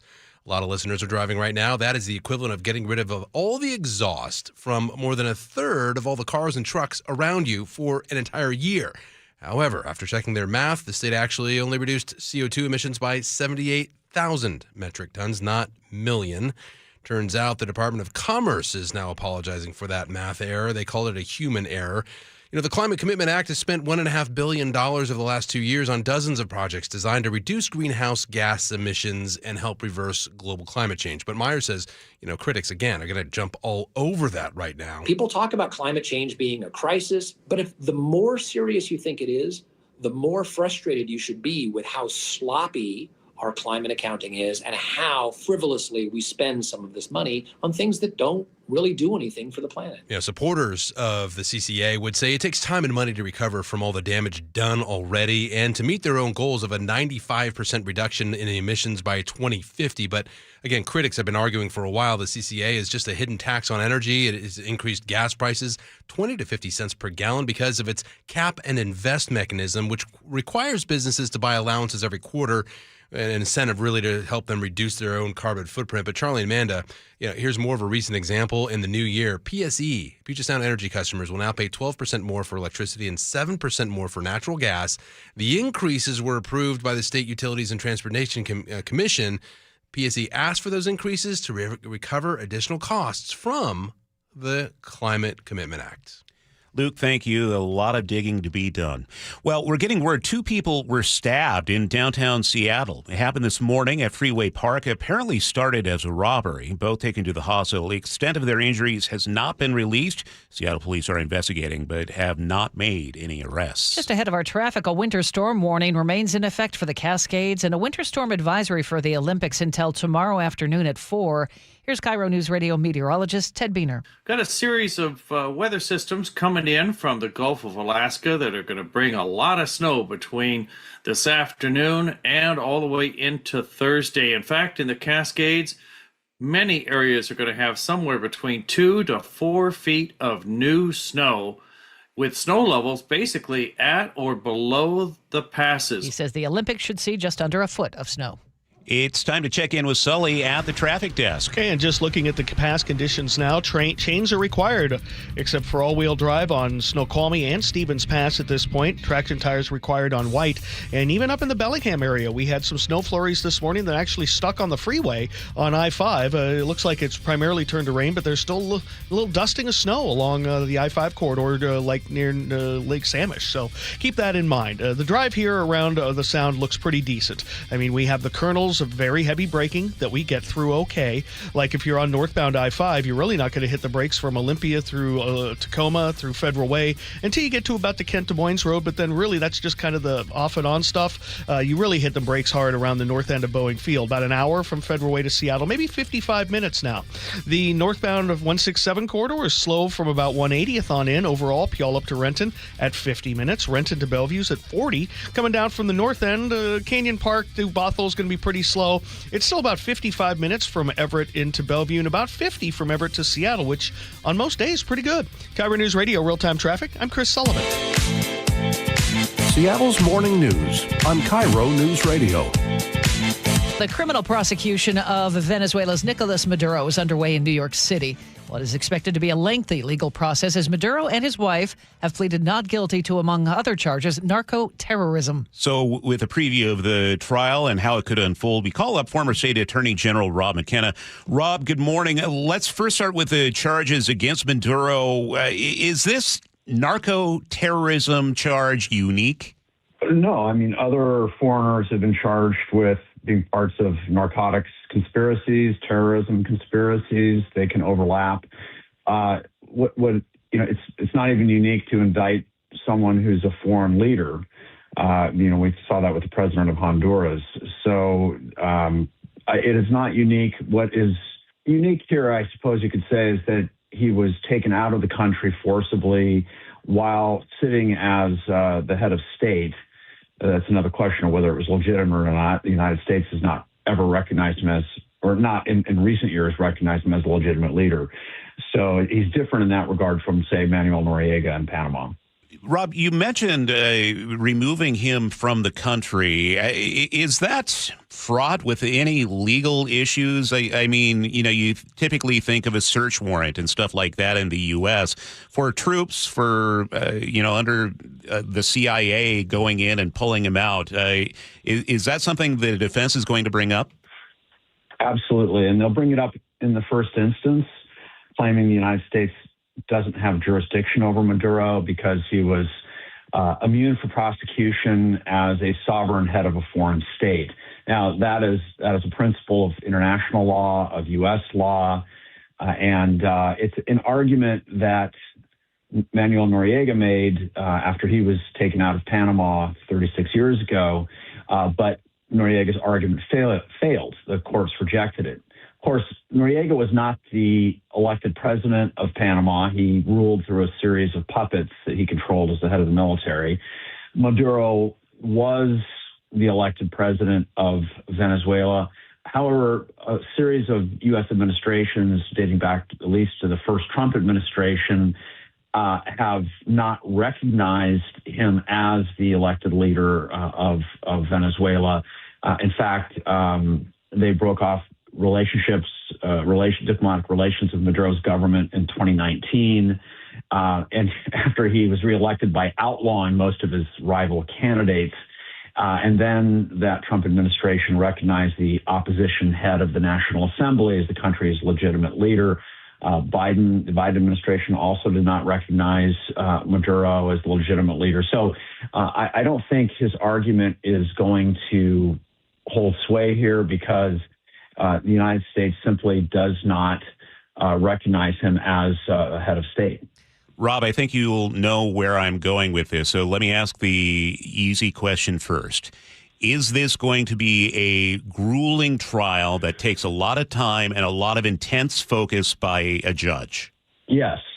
Is it absolutely bonkers crazy that the judge in this case is 92 years old? Well, that is a bit surprising, but judges can change over the course of a long Rob. prosecution. As he's saying, judges can change. That's the new 82, isn't it, or 72? But something like that. I think that this prosecution will not come to a conclusion until after President Trump leaves office. It's going to take a while, and it actually suits the purposes of the U.S. government, because the longer Maduro is out of the country, the less likely it is if he is acquitted or the charges are dismissed for lack of jurisdiction, that he'd be able to go back to the country and become take over his old role again. The longer he's out of the country, the likelier it is we'll see permanent regime change in that country. And at the same time, I think, based on my own reading here of the Noriega case and the facts here, I think the United States will be held to have jurisdiction here. And then it's just a matter of whether or not he's found guilty beyond a reasonable doubt based on the evidence about his cooperation with the Colombians who were moving drugs through Venezuela. And there appears to be quite a bit of evidence that, in fact, he and his wife were involved in facilitating narcotics trafficking through Venezuela. That is former State Attorney General Rob McKenna. He joins us every Wednesday. Okay, Sully, what's coming up in traffic? Well, the heaviest part of our drive is now the northbound I-5 corridor as you work your way past the middle of Boeing Field. We'll break it down next. And so we are set. The road to the Super Bowl runs through Seattle. Seattle is going to win this football game. A single-season franchise record of 14 wins. The fourth number one seed in franchise history. Reaction. Just incredibly proud of them. Conversation. The road to the Super Bowl runs through Seattle. Complete coverage at mynorthwest.com. And the home of the Seahawks. KIRO Newsradio on 97.3 FM and the KIRO Newsradio app. You're 62 or older, lots of equity in your home, and you want to pull some cash out, but a refinance or HELOC, well, it means a bigger payment. And the cost of selling your home, it's insane. So what should you do? Hey, Brock Hewitt here for Tila Mortgage. You don't need to live at a lower standard than you deserve. You really got three options. Number one, sell your home. 2, get a HELOC or refinance. Or 3, get a reverse mortgage. Tila has done the analysis and believes that a reverse mortgage is the most cost-effective way for seniors to get cash out of their homes without selling and having the option of no monthly mortgage payment. Too good to be true? No. Call today and let's compare. Tila, spelled T-I-L-A, is a name you can trust for truthful, honest, and ethical advice for all your mortgage needs. Give them a call today. 206-766-8888. That's 206-766-8888 or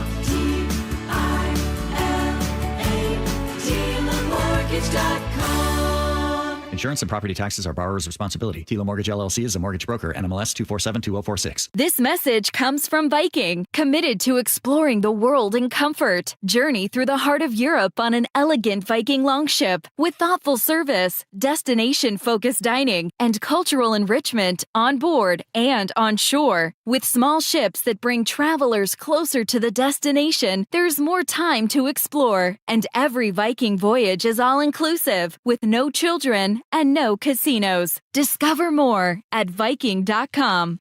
Here's a tale of Linda trying to lose weight, but the med prices she found were all over the place. Hidden fees and markups made her jaw drop low. Then she found Good RX. Now she's in the know. GLP-1 prescriptions FDA approved. With clear upfront pricing. And same-day pickup. That's Good RX, the no-nonsense way.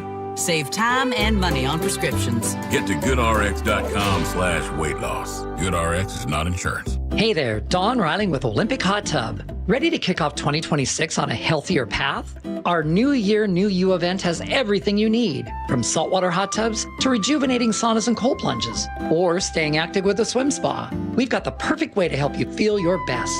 Enjoy special savings on our entire wellness lineup now through January 11th. OlympicHotTub.com. Better you, better life. Olympic Hot Tub.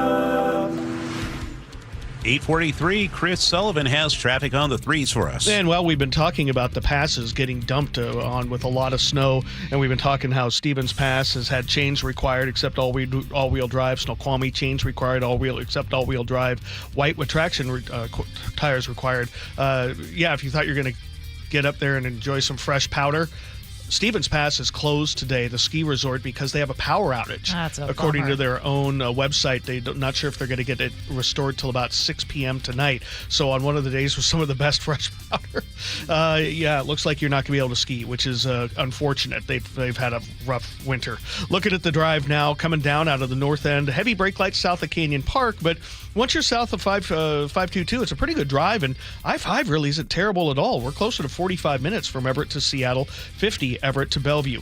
45 still from South Center into downtown. That's pretty heavy from the middle of Boeing Field past the West Seattle Bridge. Overall, about an hour drive total. For those of you like to use the Lower Spokane Street Bridge, you can't right now. I've got eyes on it. They've got a mechanical problem with some of the crossing gates. They're stuck in the down position, so you're supposed to stop there to be safe. Don't think the cyclists, scooter riders, or pedestrians are paying attention. Usually it's probably a good idea to pay attention to the sign that says don't cross the bridge, but today's a mechanical, maybe tomorrow it'll be the real deal, who knows. Looking at the drive now, we're in pretty good shape across the lake bridges in the westbound direction. Our good friend Josiah says we got a crash on the ramp though from I-5 to eastbound 520. Looks like it might be a stalled cement mixer.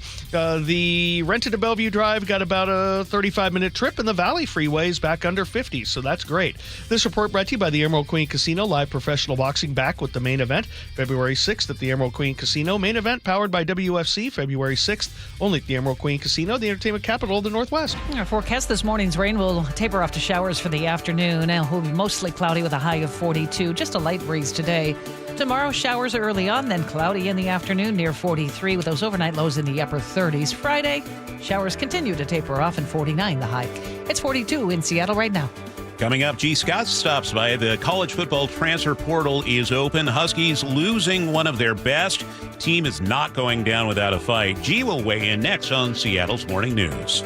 Have you thought about how your finances should change in 2026? Well, my friends at WaFd Bank can help. Right, Brad? Right, Dave. Set your financial goals and stick to them with free checking. No minimum balances or monthly maintenance fees to worry about. You also get spending tools to help you stay on top of your budget. Not only is WaFd Bank a best bank, we have more than 200 branches to serve you across 9 western states. And tell me about this voice-activated banking I've been hearing about. You can check your balance and make transfers between your WaFd accounts when your hands are full, which, let's face it, is probably most of the time. You'll also have access to free tools like person-to-person payments with Zelle, mobile check deposit, intuitive new debit card management tools to turn your card on and off, set spending notifications, and when those unfortunate times happen, submit fraud disputes right inside the WaFd mobile app. And you can choose from those great-looking Seattle Kraken and Seattle Seawolves debit cards. So visit WaFdBank.com to open your account today. Non-sufficient funds charges may apply. Member FDIC. I'm Ed Evans, CEO of Consumer Cellular. No, we're not one of the big guys. Truth is, we don't want to be. If you're over 50, Big Wireless probably has you paying for more data than you might need. You could be throwing away thousands over a lifetime. Our entry-level data plans start at just $20 a month. And for a limited time, switch and get your second month free. Call 1-888-FREEDOM, visit consumercellular.com or a store near you and get your second month free today. Plans include $5 credit for auto pay and e-billing. See site for additional details. With the new IHOP value menu, $6 is all it takes to go to your happy place, where stacks of pancakes with bacon and eggs are just $6 every day. French toast, sausage, and eggs are, you guessed it, $6. And fluffy omelets come with a side of pancakes and only cost $6. Go to your happy plates every day at IHOP. $7 in some locations. Available every day for a limited time at participating restaurants in the U.S. Hours may vary. No substitutions. Not valid with other discounts or promotions. Prices may vary. I'm here with Wes Jones of sellwithwes.com. And Wes, you were just telling me you think 2026 is going to be a rebound year for the housing market. That's right. I think we're heading into the best real estate market of the past 4 years. And here's why. If you take a step back and look at the big picture, experts are anticipating a 15% increase in sales volume next year. Interest rates are at near 3-year lows and trending down, and home prices have held near all-time highs. There is a lot of pent-up demand. People have been sitting on the sidelines waiting for their time to jump into the market since 2022, and they need a place to buy. So, hey, 2026 might be your year. If you're considering selling your home, if you're thinking about moving, but there was something that was just holding you back, now might be a great time. So do this. Go to sellwithwes.com. You can see your home's real value there with Wes's home value calculator. Then schedule an appointment by giving him a call. Sellwithwes.com. Sellwithwes.com. It really just is a better way to sell your home. Seattle's Morning News. Hear it live, stream it online, watch the show, or catch the podcast anytime on mynorthwest.com. Well, here he is from the G and Ursula Show and the Reset Podcast. G. Scott, good morning. Hey, good morning, everybody. How y'all doing? I am digging your hoodie today. Yeah, I appreciate it. Super cool. Husky fans are not too happy this morning, nor is the university. Yeah.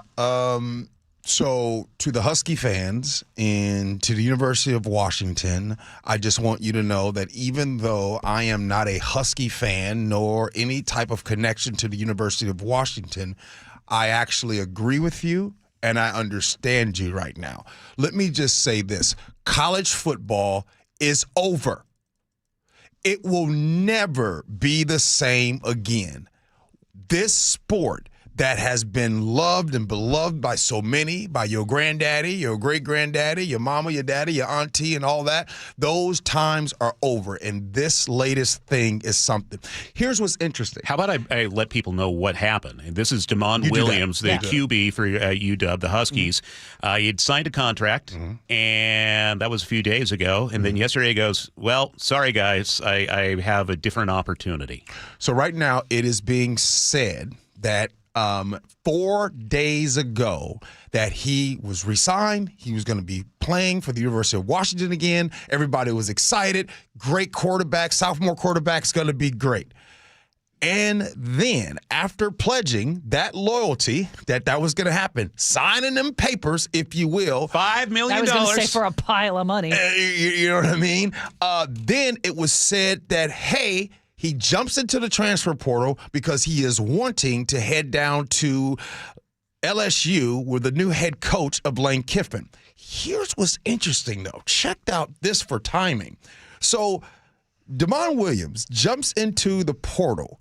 At the same time this was announced, Lane Kiffin, who is the new head coach of LSU, was at a basketball game with the current quarterback for LSU, Sam Levitt. So imagine you're the quarterback for LSU, you're Sam Levitt, and then you're at the basketball game, your head coach is there, and then, technology, you on your phone. Wait, what?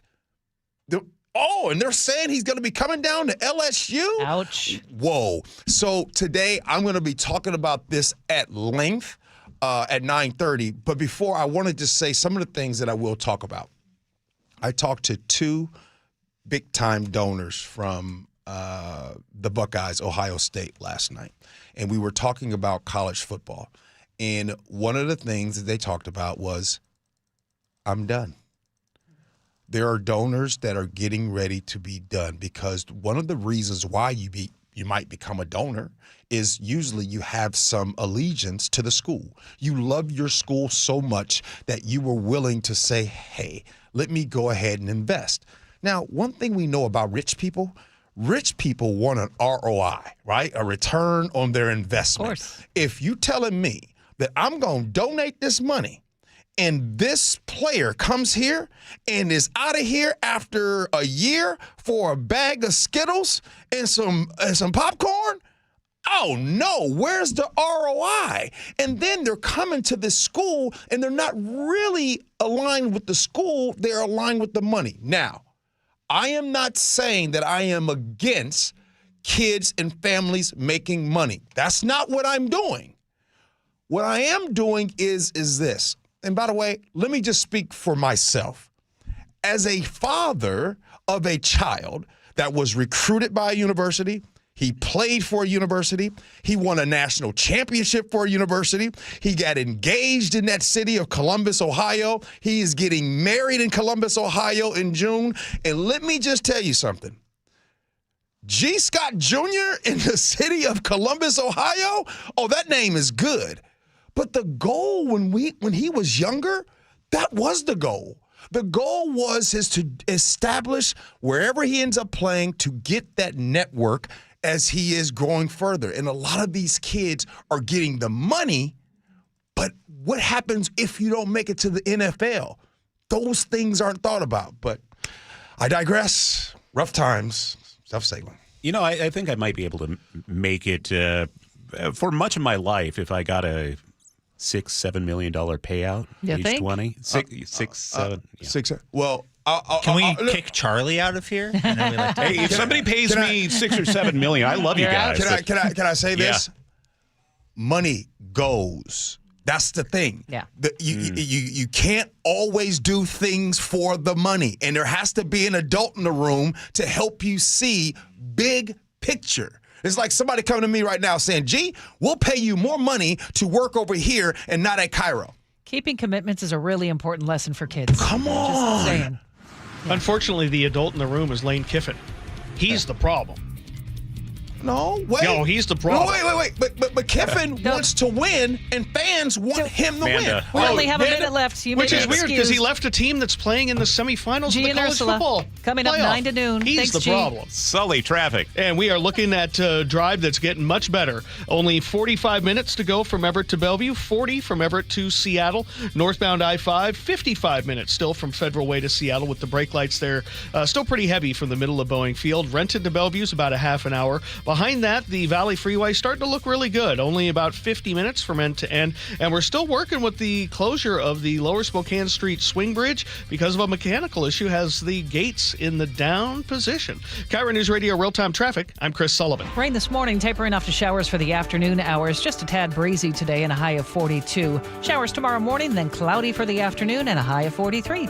It is 42 in Seattle right now. Coming up, it is the G and Ursula Show with why there are a record number of young men living with their parents in the U.S. They'll talk about it coming up. G and Ursula, 9 to noon, right here on KIRO News Radio.